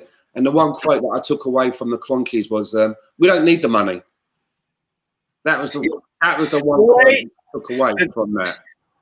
When the EK news came out, the very next day, Kroenke said, we're not entertaining any offers whatsoever. For me, the story was done right there. Yeah. Yep. I don't know why everybody was surprised when EK came out and said that, they didn't want it. Yeah, but in business, that's what you do, right? It happens all the time. Yeah, we're not interested. And then, you pull up with an articulated lorry, beep, beep, beep, a shed load of cash on their front lawn. And they're like, yeah, man, just where do I sign? It's always the way, right? But a lot of people have been saying that, well, it's just an opening bid that's been rejected. But it sounded to me in Daniel Ek's statement that he's basically saying there isn't going to be another bid. You know what I mean? He said if they ever decide to entertain the offer again, I'll come. I would be back. Interested. Yeah, he's kind of left the door open, but he's not kind of like saying, okay, I'm going to come back with a little bit more. I'm going to come back with 1.8 billion and £1. He's not even doing the £1 thing. So I don't know whether I actually think that maybe that's it, done. I don't know what you guys think.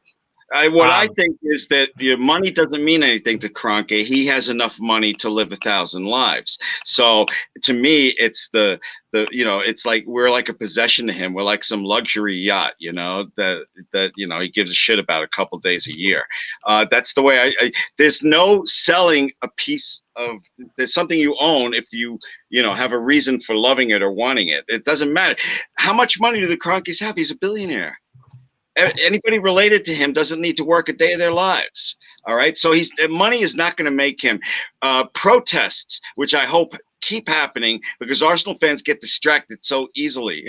So I hope that, everybody stays on point about what they tried to do with this fucking Super League. I mean, I keep bringing this up, but when people were chanting Wenger out, people were there's people in the chat saying that YouTube is down and they're saying that they can't see the video. They can't watch the video. They can only see the chat. Yeah, YouTube's down. Yeah, so we can say anything that we want right now. Refresh. Yeah. Pretty much. I've been refreshing for the last half hour. All right. No, it's working. Oh, is it? Oh, okay. If you're watching this, may I just retract me saying tits 5 times? I'm old. Sorry. I'm old. I would have just he does watch these, put it back in. All the time. I send her the links because we don't get to see each other so much. She lives in Europe, right? I live over here in Canada, and she loves watching these because to her it's a way of feeling a little bit close to her only child, right? So yeah. Aww. She knows all of you guys, man. She knows all of you. She talks to me about some of you. I'm not going to say what she says about Ryan, but she knows. I was just going to say that. I was like, I can only imagine what she says about me. Rohan, what were you flashing us a picture of, Rohan? No, it's just buffering. Oh, okay. Ryan, it's usually kind of things like that mouth. Yeah, my mouth is a lot worse, so I'll take it. From the mouth, she's, Can't help it. What was I say, Glenn? You brought up a really good point, though, and we can't be distracted. And I bring this every week, I feel like. But when we were trying to get Wenger out, everyone was like, Wenger out, Kroenke out, Wenger out, Kroenke out. When Wenger left, the Kroenke outs, they quieted the protest. They quieted. There was no Kroenke out. There was only Wenger out. No, there were Kroenke out protests. There were banners. Kroenke and Wenger. The smaller banners. Yeah, but there were still protests for Kroenke out too. But once Wenger left, they were like, all right, cool, put on the back burner. Kroenke, we don't like you, but we're gonna not protest anymore because we got what we wanted. And I don't want Arteta to get sacked and people be like, "Oh yeah, you're cool, Kroenke." No, I don't think there's any. I mean, maybe you guys think differently, but to me, there's no amount of money they could spend that'll really have me back them. Because it's not about money. No, I agree, and that's why this needs to keep persisting. You can't just because you get one wish. It's like, all right, cool, we'll shut up for a little bit longer. No, you gotta just keep going.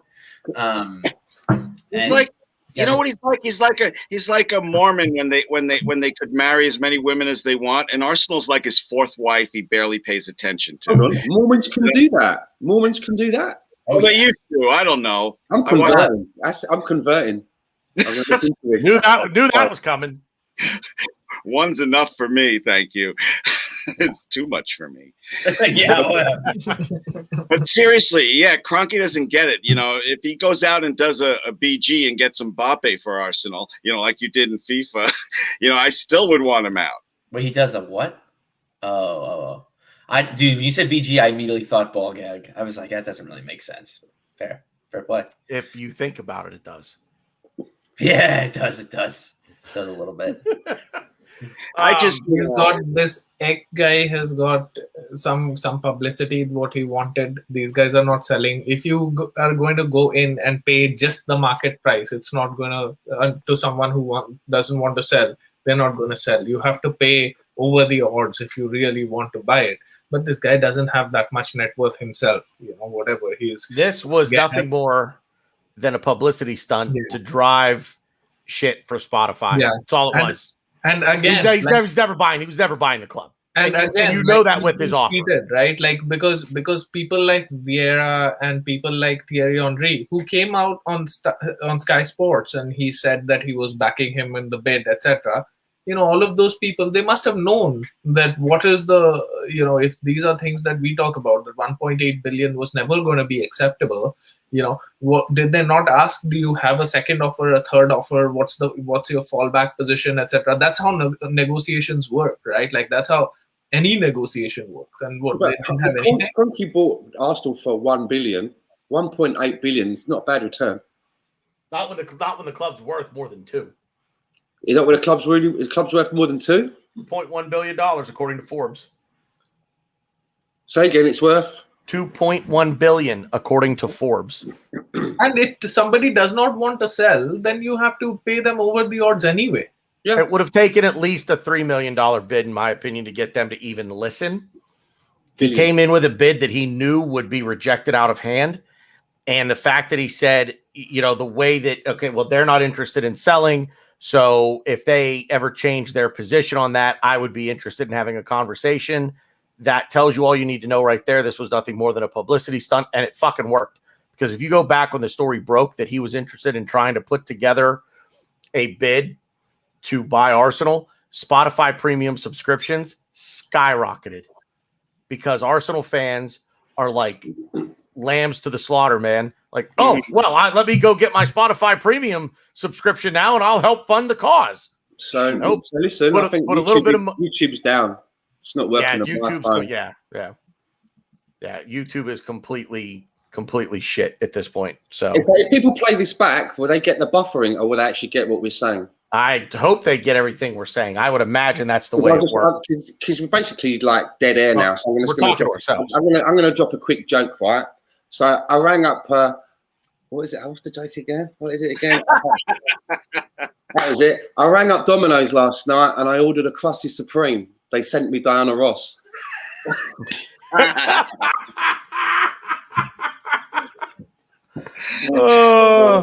Hey, what's Irish and stays out?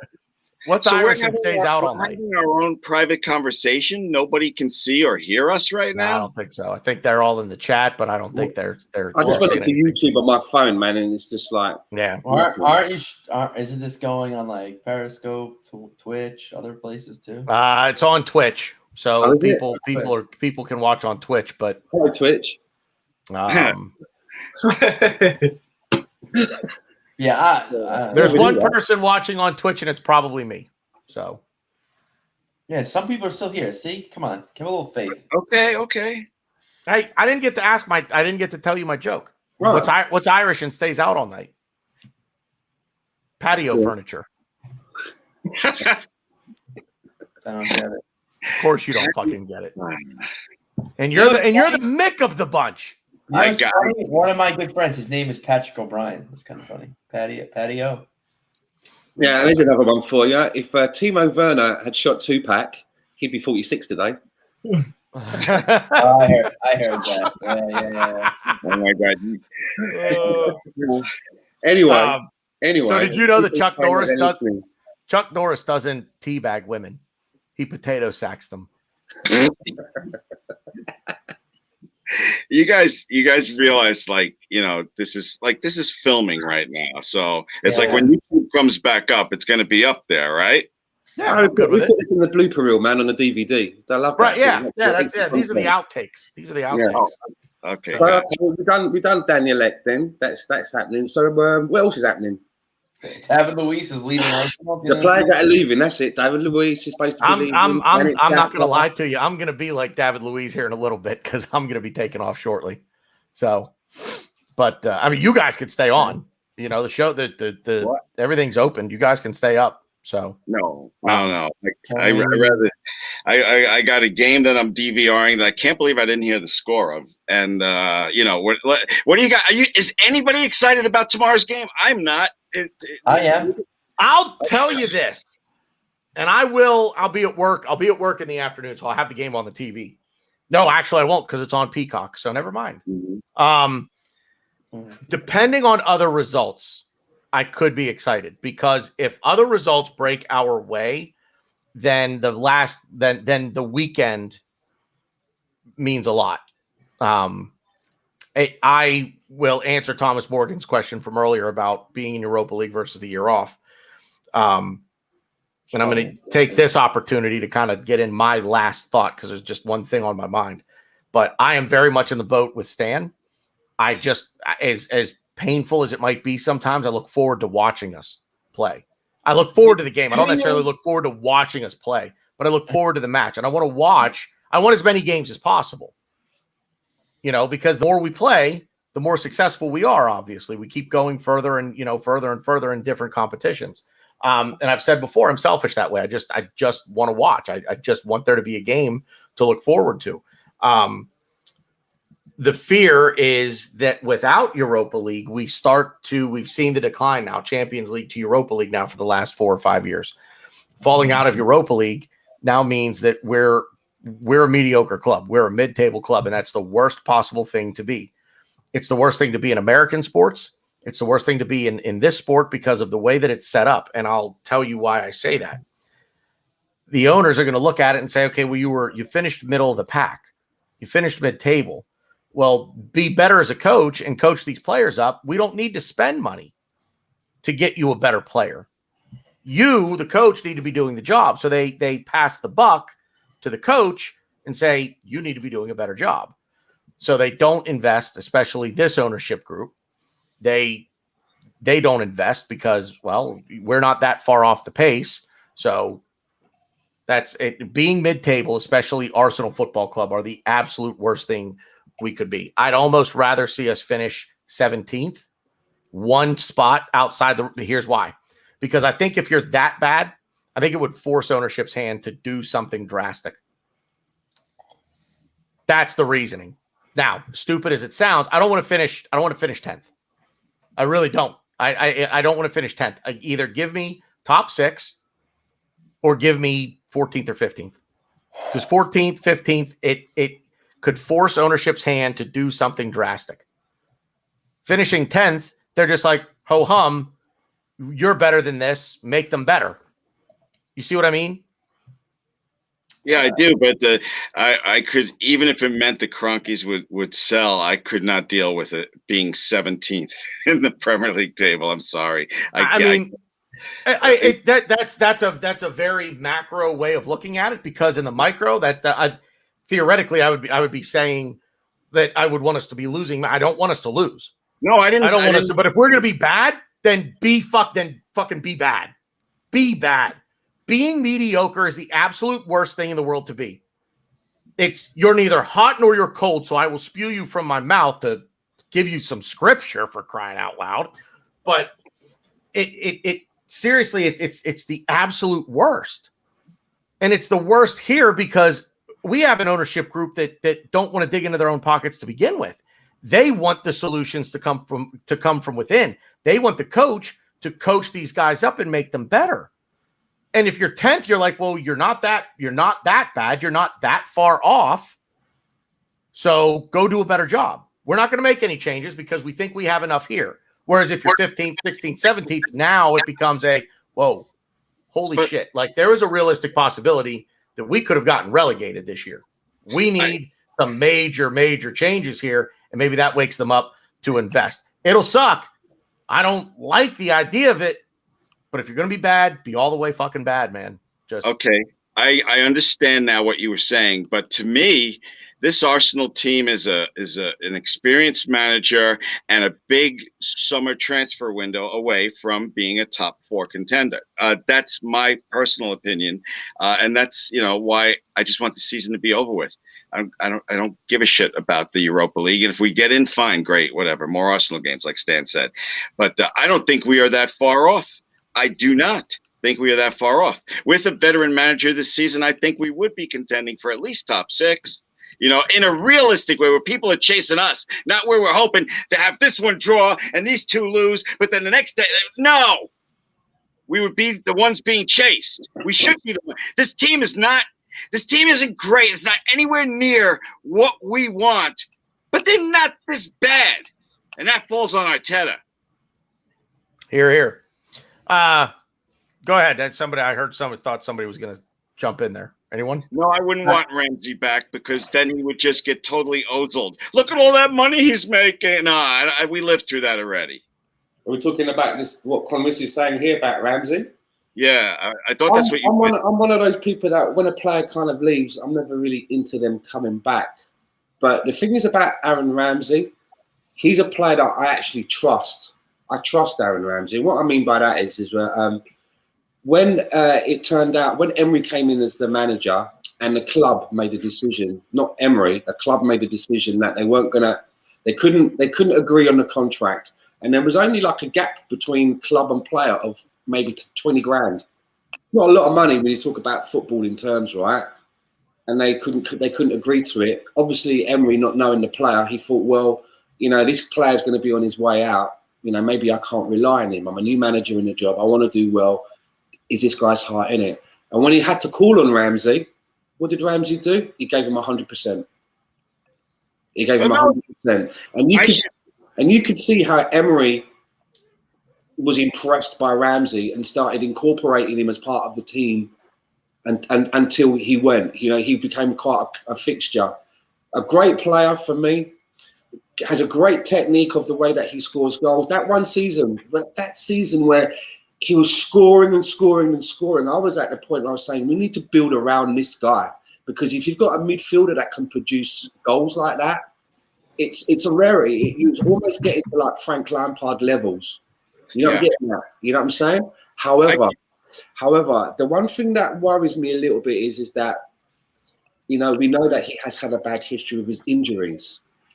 How old was Cesc Fabregas when he got offered back to us and he went to Chelsea? Was he younger than 30? Yeah, I think he was like 29 or something. Because this is what I'm thinking. If Aaron Ramsey is 30 now, how close is he to 31? Has he just turned 30? Maybe if this was a year ago and he was 29 and had like 6, 7, 8 months to get in, I would probably be more happy about it because, as I say, he is a player that I trust. I don't believe that he's the kind of guy that would come here and expect to get the old, towel in the dressing gown and white slippers and a sun lounger next to Willian by the jacuzzi on a margarita. He wants to play football. Mm-hmm. I'm just a little bit worried about the injury side of him, and as he's getting into 30s now, that's not going to improve. But I like him a lot. And maybe a year ago, if it was like a free transfer or not a lot of a transfer fee, and he wasn't going to milk us for for 200 grand a week, I'd be maybe happy about it. And I would and I would actually give him the captain's armband as well. 5 seconds. Ramsey was one of my favorite Arsenal players. When he left, it broke my heart. I don't want him back though. I don't, for all the reasons that Stan said. That's it. Rohan? Yeah, I think it's time to build forward, right? Like as much as he would be, again, he's a stopgap arrangement, right? Like we don't need that. We need actual, something to move forward. And he's not going to come for cheap, right? Like he's an experienced player. This will probably be his last big deal that he will get from the Premier League, etc. Just going to pay over the odds. So but it doesn't matter. I'm not going to take my eye off the ball and think that better players are going to change our fortunes for next season, because they're not. If a better coach will. So that's where we have to start. And then whatever the coach feels is, I'm going to back that. Ryan. Nope. Ryan. I said no. So he was in shock that you gave a one-word answer. Yeah. Yeah. Oh, Right. Are you okay? So I didn't like him on Arsenal. I'm not. I don't. What am I? Want him back? I don't know. So I'm the only one that says, "Yep, give me Aaron Ramsey back," and I'll give you one reason why. He owns a beagle. Beagles Beagles are awesome. That's the only reason. Give me Aaron. Awesome. Beagles are awesome, but unless we can sell Willock for 25-30 million, I'd take Willock back before bringing Aaron. Glenn, I'm with you on this. I'm with you and Stan on this. Aaron Ramsey he's absolutely one of my favorite all-time Arsenal players. If he could have stayed healthy, he could have been an absolute world-class player. Absolute world-class player. Couldn't stay healthy. 30 years old. He's beyond, like Stan said, he's getting into the neighborhood of it's not going to get any better now. And he would not accept a 3-year deal on $100,000 a week and a reduced role. Just don't see that happening. So he's going to want to go somewhere where even if it's a poor team, even if it's a newly promoted team that says, "Hey, we'll bring you in and we'll give you, close to $200,000 a week, but you're one of the most important players on the team sheet week in, week out." That's what he's looking for. Because like Stan said, he wants to play football. He wants to play. The perfect scenario would be if we could get him in for, say, maybe like a year and a half, give him the captain's armband. He'll have like a David Noble role. Everyone knows he's the Mr. Arsenal because he knows the team. He don't have to play every single game. Right. And after that year and a half, he hands that fucking armband over to Kieran Tierney, who's had a year and a half underneath someone like Aaron Ramsey. That would be perfect. I mean, that would be a really good way to hand down that armband for me. That would be perfect. But yeah, it unfortunately, there's a scenario under which I would say, yeah, take him back in a heartbeat. The scenario is the right wages on the right term with the right, with the, what's the word I'm looking for? Just the right amount of playing time. He has to understand his role. It's going to be a reduced role. He's not going to play every week, not going to play every game. He's not going to get $200,000 a week. He's probably not going to get $150,000 a week. Probably get around $120,000 a week. Probably a 2-year deal. I might. With an option, right? Keep it nice. Sure. There you go. Yep. Add the option on for the 3rd year. If that were the circumstance, if we could get him on those terms, I'm on board. I'm on board with that. Yeah. But what he'll want, I just can't. I can't say yes to it. We need to move out these older players. David Luiz seems to be the start of this exodus. He gone. We need to now start letting, if Arteta's going to be the guy, then you have to say, okay, the older guys, they're not coachable anymore. They are who they are. This is the way they play. So you now need to take the youth and you need to coach them up. If it's Arteta, that's the way to go. If it's going to be somebody new, then get him in here and go a different route. But this is where we are. So it's time to start working with Miguel Aziz and McGuinness and Ballard and what's the Moeller, the striker, even Balogun even, and get working with these guys and start getting them implemented into the first team, get them hanging around the first team, in training and things like that. But I could go on a rant about the disconnect within the club from top to bottom. I mean, it literally starts with ownership and it goes all the way to the youngest player in our academy with the disconnect. There is no connection between the first team and the academy players.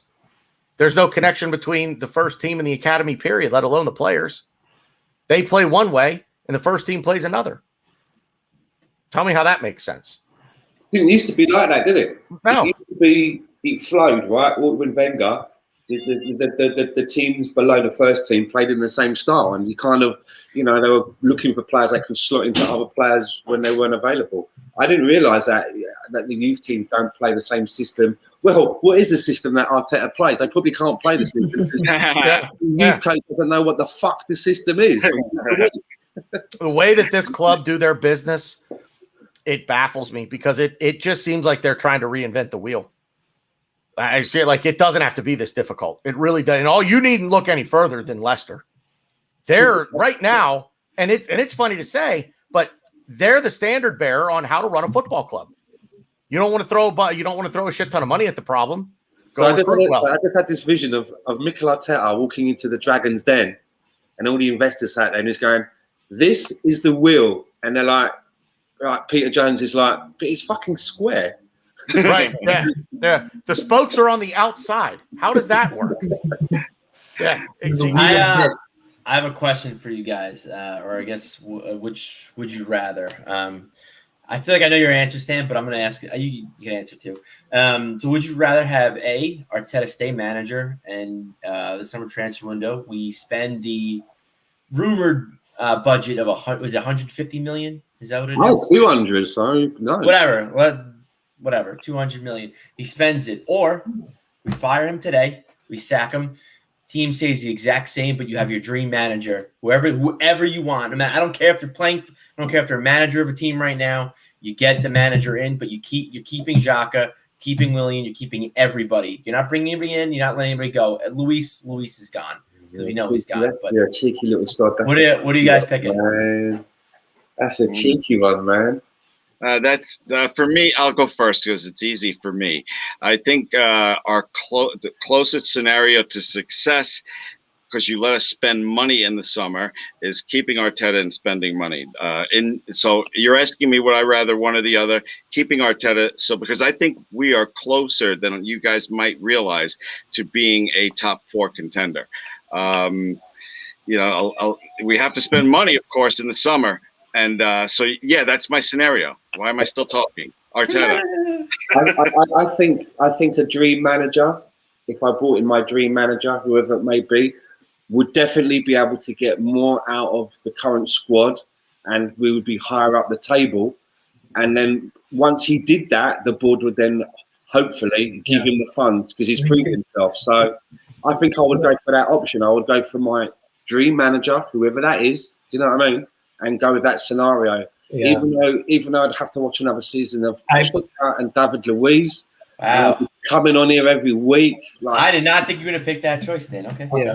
Hypothetically, if I had to pay 100 million to Pep Guardiola or to Jurgen Klopp to come, I would pay that to them this summer and have them come. They would assess the squad and actually make something out of it. And then next season, because I know that even if with that 150 million investment, and I hope I'm wrong, right? Like I genuinely hope that, because it serves me, right? Like because I want to watch, I will end up watching. So I'd rather watch some good quality stuff rather than the drab shit that we've been watching.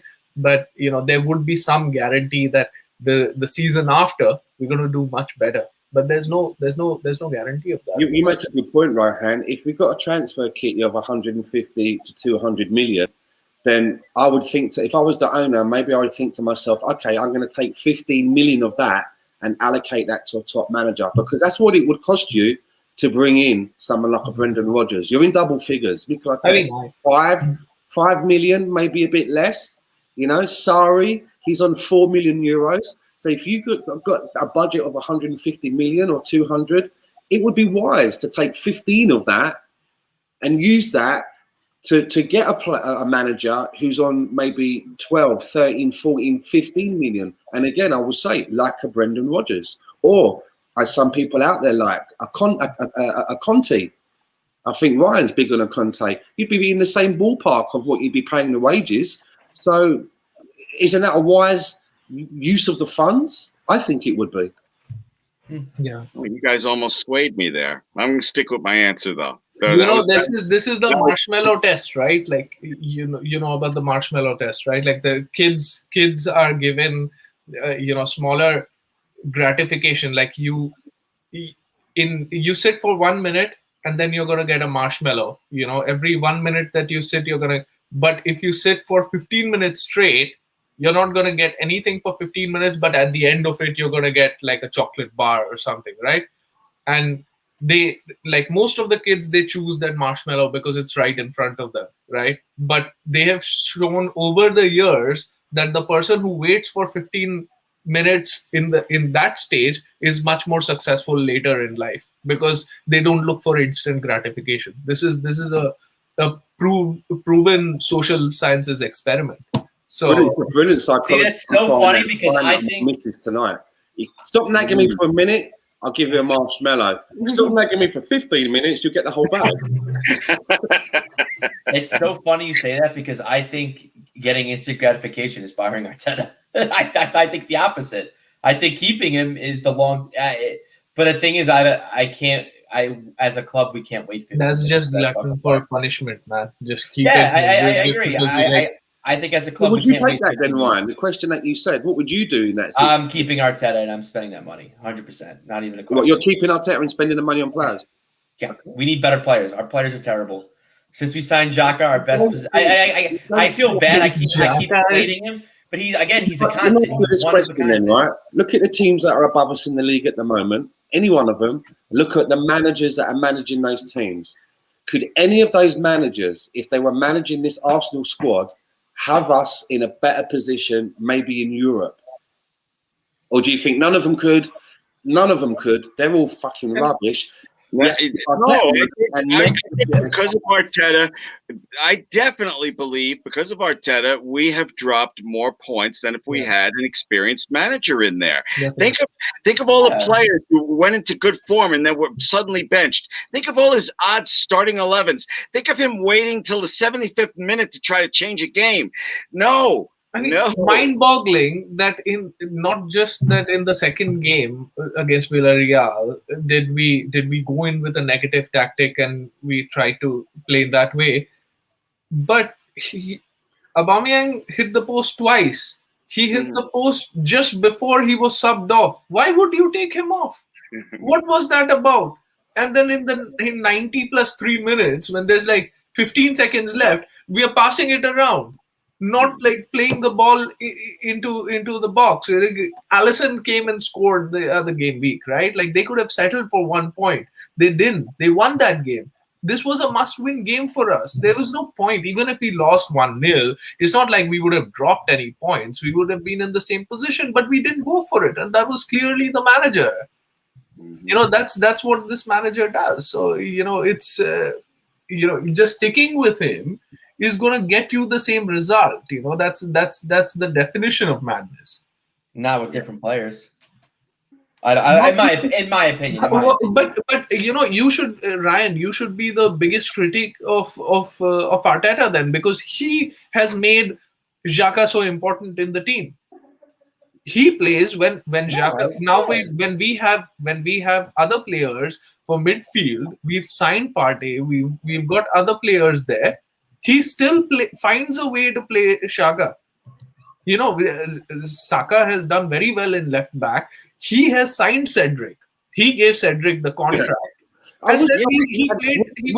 Was Cedric a Raul signing or was he an Arteta signing? I know Willian. He was signed when Arteta was there. So I mean, if you're telling me that Arteta had nothing to do with his signing, then I don't know. Yeah. But he was signed in March, like with Murray. He was signed during the lockdown, right? Yeah. And he didn't play.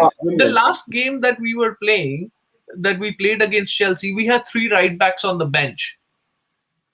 And none of them playing. There was no right back on the field. What was that about? Yeah, going back to Rohan's earlier point, Partey doesn't even have a goal yet for Arsenal. I don't think Arteta gets the most out of his players. What has Odegaard done since Pepe? He's hot, he's cold, he sits when he's hot, he plays when he's cold. I really believe we would be higher up the table if we had an experienced manager. I agree. I agree. I do think he has a big part in these players, but I don't. Partey's in a new league. Odegaard's in a new league. The La Liga and the Premier League are two different leagues, and I'm not excusing that. I do partly blame Arteta. I think any manager, I think Partey would still have this bad dip of form. But Would it be for so long? I don't know. There seem to be 3 players that have come in under Mikel Arteta's watch that he must have had input in. I know one of them for certain. And they seem to have dropped out of favour for a little bit. And that would be, for me, Willian, Gabriel, as in our centre-back, and the one that Rohan just... what's his name? Odegaard? I don't know what he said. No. Willian. Oh, for fuck's sake. Cedric. Oh, okay. I don't know what happened there. But the 3 of them have come in under, Mikel Arteta's watch, and he seems to now be out of favour. So again, if you're the owner of the organisation that's allowing him and to whenever Arteta has got the chance, the limited number of times that he's felt good about himself, he's come out and tried to, he's come out big dick swinging, right? Like that's what he's done, right? Oh, like God, every time Aubameyang didn't play, I've benched him, and that's what you get, just because he won that North London derby. Every time he has a good win, he just finds someone to show that he's the man. Now he's got to take the blame, and he's got to take complete blame of this.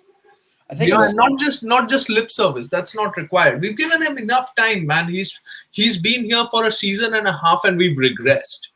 Yeah. I don't agree with that. But that's fair. That's fair. But I think one thing that I have believed in, Ryan, I'll tell you what. Okay. I have always believed in the fact that football is played over 90 minutes and a goal is scored in 15-20 seconds, sometimes even less than that, right? Yeah. So it's not just about the goal.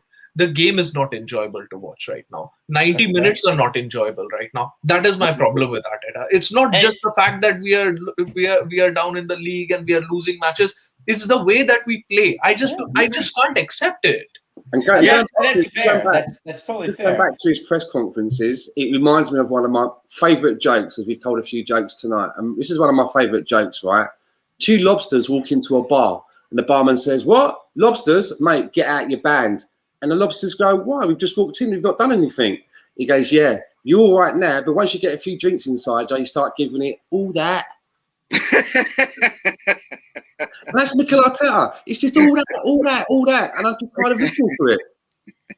I think the reason why I agree. I'm not laughing at you, Stan. I'm laughing with you. I agree. I think the reason why I mean, let's face it. While we've been talking, I've been defending Arteta to the T, and I'm not Arteta. And I think what it comes down to for me personally is I don't want to say hate, but I dislike the players so much more than I do Arteta. And that's just what it comes down to. I think these players are bad. We need better players. And I said this in the beginning of the show. I think Arteta will be good, but we can't wait. We should not be waiting for him to come good. We're in such a bad state. We're not doing well. I think we've gotten better with him, but that's just my opinion. Better enough, better where we want to be. Fuck no, not even close. I'm not happy at all. But we're in a situation here where we can't wait. Something drastic has to change. Problem is, I think that's where me and you disagree, Rohan. It's just I hate the players so much more, and I think that. But to be fair too, and I could go right back to Arteta. There's a lot of players that I really want to see that I don't necessarily dislike. Arteta's not playing. Let me ask you this: Do we have more quality than Leeds in our team? Of course, yes. Yeah. Individually, they play better than us. Individually, yes. As a team, no. So how come they play better than us? We're not a good team. They're around about the same position as us. In fact, they're above us. We're not a good team. We're not a good team. Let me ask you this, Ryan. Right, the summer comes. He gets the money. He brings in the players that you think that he should be getting in. Right, so he's bringing in the players that you would like to see come in. How long after when the season starts are you giving him before you will say, "Hold on a minute"? Do you know what I mean? You've had the dough, you've got the players in, it's still the same shit. If that's happening, or what's your timeline? I mean, you gotta, at that point, if we're really not playing to where we should be, which, I mean, people say we're not doing that now, yeah. you can't keep him past the January transfer window. You got to bring in a new manager, and you got to give him. Granted, the January transfer window, that really nothing happens. But I think you got to give the new manager the January transfer window. No, I'm saying no. Mikel Arteta gets the money. He's the one. He's still in. He's brought in the players that you want, and the season starts. How long are you giving him before you're going to say, well, hold on a minute, you've had the money. If nothing changes, what's your timeline into a new season? If I'm not happy right before the January transfer window, I would give it, like, I guess. That's quite a long time, man. December? Yeah, I mean, I don't expect this. Again, we talk about, like. You don't think he can do something in 8 weeks? See, again, we talk. I hate bringing this up because it makes me. It's starting to make me. Improvement in 2 months. You're going to still stick with it to Christmas?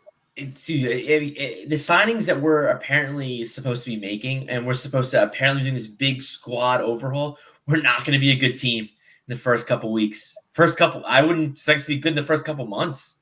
We're gonna based on what I mean. Again, it depends on who we sign and who we bring in. Well, we'll have plenty of time for training, right? Because we won't be in Europe. We'll have all this time now to train.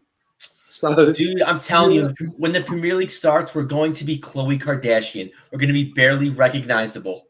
It's going to take a little while to get used to our skinny body, our new cheeks, new set of titties. It's gonna take a while, and I don't know, but that's just how. Think about it, man. Like since the time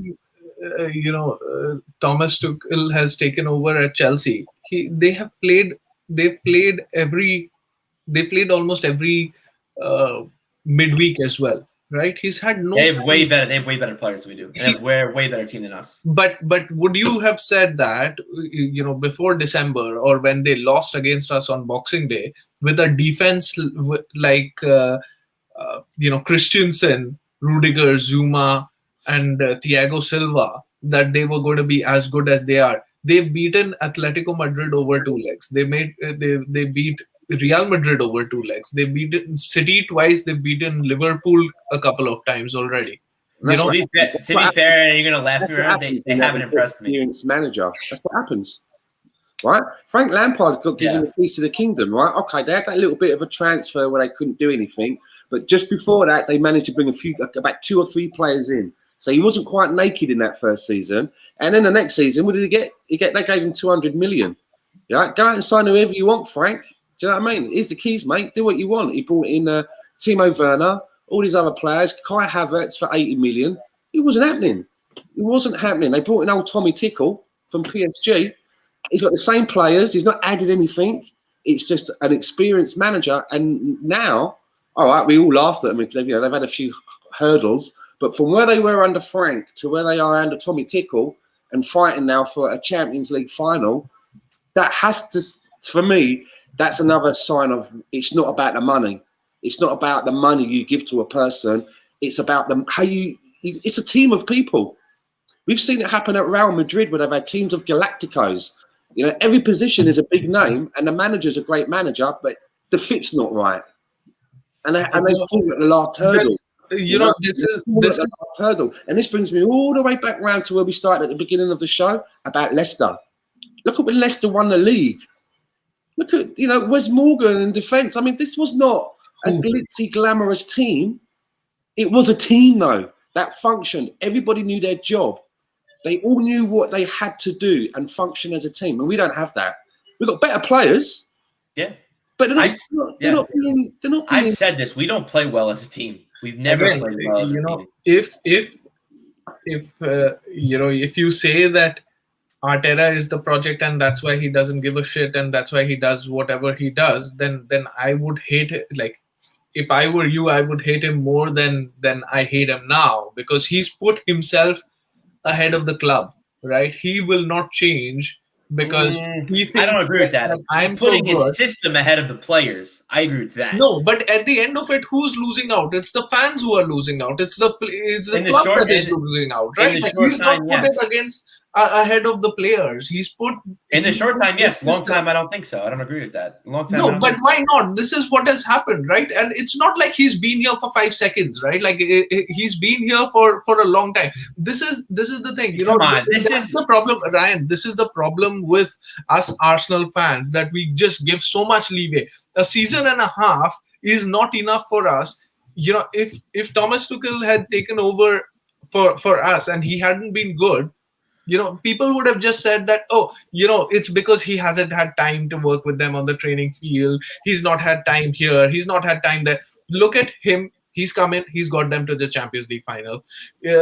Antonio Conte came in to the Premier League first season, won the Premier League. There are many coaches who go in there. Inter Milan had not won the Serie A for 10 years. He won it in their second year. He was managing Leicester when they won the league. Claudio Ranieri. He's not. You want to know what the constant here is? You want to know what the constant is? All those players you mentioned. There he is. All the players you mentioned, Rohan, they all have better players. They're a better team than we are. Shocking. No, but why should we not be a better team? Like, we don't have good players. We don't have good players. We are better than Inter Milan. Let me tell you that. I don't agree with that. Yes, we are. We are better than we are. We are better than we are in the standings. Not on the left. Yeah. Yes, you're right. Chelsea's a better team, but we are better than where we are in the table right now. And I think that comes down to the manager. I don't disagree with that. We've beaten Chelsea twice. Just think about it. We've beaten Chelsea twice. So we've taken 6 points off of them. But over a 36-game season, we are much behind them.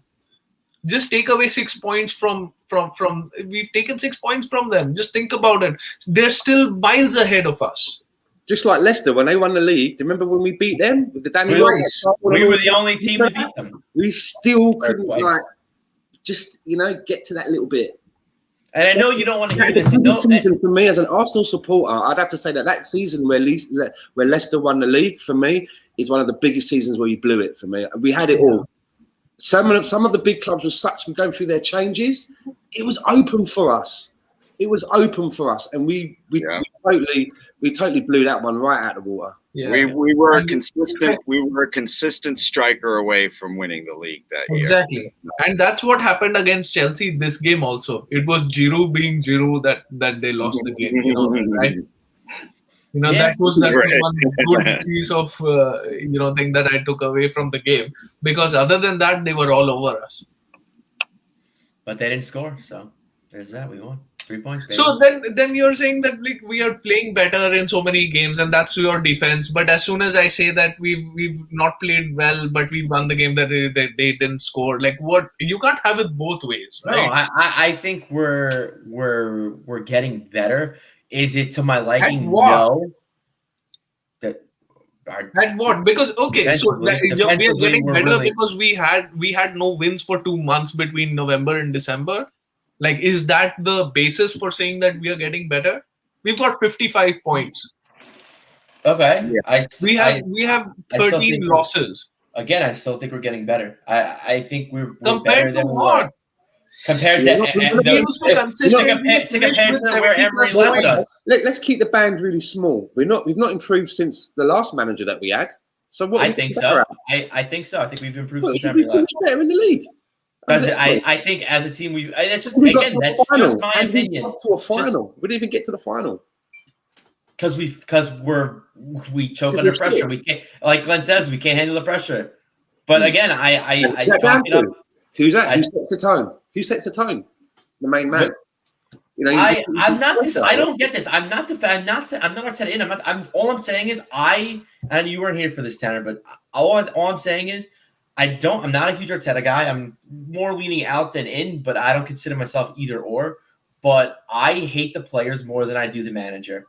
So that's why I'm so, that. Yeah. Players are terrible. I don't like that. To let you know, Tanner, while you were away and your back was turned, you all got Ryan in the corner and duffed him up a little bit. Damn it, I missed my chance.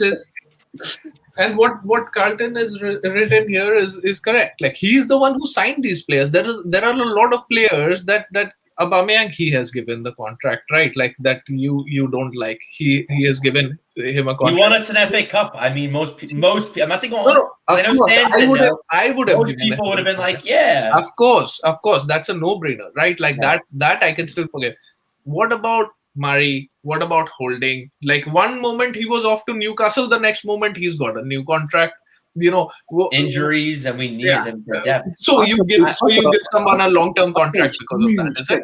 I saw a huge section of our fan base saying that Pablo Mari should start ahead of Gabriel. Can I say something? Because at 12, I have to make sure my son gets to bed, and it's 3 minutes to midnight here. I think in the situation we are in now, we need to be ruthless. That's why I want Arteta out, and I think it makes sense. I understand tradition of us, giving a manager a lot longer than every other team in the universe would give him, but I think we need to be ruthless. Guys, this was a pleasure, a lot of fun, a lot of laughs, but I gotta go. Thank you very much, and I'll see you all soon. Okay. See you, Glenn. Bye-bye. See you, Glenn. Cheers, Glenn. And I don't have much longer either, gentlemen. Yeah. I'm kind of ready to. I've got a couple of chores that need to be taken on. So I have no idea what happened. StreamYard crashed, and I was trying to get that figured out because my internet hadn't crashed at that point. So I still had access to other things, and I apologize. Very unprofessional to not be a part of my own show. So, but yeah, it is pretty messed up. I'll expect the fine in the mail from you guys. So, yeah, let's do final thoughts. Stan, I'll start with you. Great chat tonight. Really enjoyed listening to what everyone had to say. Some good stuff going on in the chat box. I mean, we were just shooting the shit, right? We didn't really focus too much on the game. We're at that stage now where we're talking about the whole overarching thing that is Arsenal. And for me, we didn't do a show last week. I was really looking, as tired as I may be from last night, I was really looking forward to catching up with you guys and just having an opportunity to get some of this Arsenal bullshit off of my chest, because it is becoming like a little bit of a therapy session, right? So, yeah, my final thought is cheers to everyone for turning up. If you're listening back on the playback, thanks for hanging in there. And again, thanks to the 3 and 4, if I'm including Glenn, for some good chat tonight. Cheers, lads. Yeah, likewise. Rohan. Season coming to a close, so now we look forward to what happens at the end of it. We've got to be decisive, and we've got to, the next week, actually, the season will be finished, and we'll be talking about post-season stuff, right? It's always a pleasure talking to you guys and getting things off of my chest. And, of course, we all have unique opinions, and that's what makes all of this great. And, respect all of that. So, yeah. Great being on. What? You said that. Ryan? No, I couldn't have said it better myself, Rohan. It's fun to talk to you guys as always. I love the fact that we don't agree on everything. That makes it fun. And I think it makes it especially fun, at least for me personally today, for this show, because me and Rohan disagree on pretty much everything today, but I completely see where he's coming from, and I disagree with it, but I agree with it. I know it makes absolutely no sense, but I see where he's coming from, and it's always good to kind of see something from a different perspective. It's almost like you can see what the other argument's about, and I get it a lot now with how Arsenal is, but you've got your own beliefs, and you're just trying to stick to what you believe is how a club should be moving forward, right? That's what it is. Do you know what I mean? How you want to see us run, how you want to see us progress. You've got your idea about it, but you can understand where the people that disagree with you, the points are valid, and I get it as well. And I guess my overarching take on Arteta is I think he will come good. I think he will be a great manager. We don't have time for this. We don't have time to sit around and I think Rohan has said it on multiple shows. He needs to cut his teeth somewhere. He needed to cut his teeth somewhere. And to be fair, too, contrasting to what Rohan said, he did nothing in Man City. Well, he was, again, assistant. I get it, picking up cones. We could argue whether he did stuff or he didn't do stuff, but he was a part of the coaching staff. Probably the best Premier League winning team ever for Man City when they got 100 points. And he won the title with them another time, too. So he does have some kind of accolades. Yeah. Now, how much do you want to hold it to? That's semantics, and I can totally get that. But yeah, I'm just so against the players right now, and I think I'm so tunnel visioned, and I'm not saying it's a good thing, but I just hope that we could make the right moves this summer, and I hope we can make some good signings, and I'm sure we'll be linked to Draxler and Benzema and all the goodies again. So that's gonna always be fun. But yeah, good show as always. Yeah. Again, final thought, just sorry that everything crapped out on me there at the end, but We got it worked out. I got back in here. I can now end the show because the three of you can't, unfortunately. But I echo the same thoughts of all of these guys. It's always good stuff to come in here and chat with you fellas, Glenn included, in that I'm glad he's a part of the team. He definitely brings a bit of a different element to the show. But yeah, that's a good idea for a show, Stan, sometime is all of our ideas sort of on how to progress things, and just let us get those ideas out there and how we would, build this back up, so to speak. Maybe something we can do after the last game of the season. We'll have a round table. Yeah, maybe. Well, we're gonna have a brief town hall meeting. We'll have a town hall. Exactly. Yeah. A little town hall meeting. I like it. That's all we got for you guys. We will be back next week with the postseason wrap-up show. We'll give you Player of the Year, Most Improved Player, Young Player of the Year, different things like that, and just basically a review of everything that was, I'll say at this point, a rather forgettable season. But hopefully you guys will join us all next week. Same time, same channel. Hopefully internet connections are all working better next week. That's all we got for you folks. Good like, footy share, subscribe, please. Like, share, subscribe. Good footy talk, folks. We'll see you out there.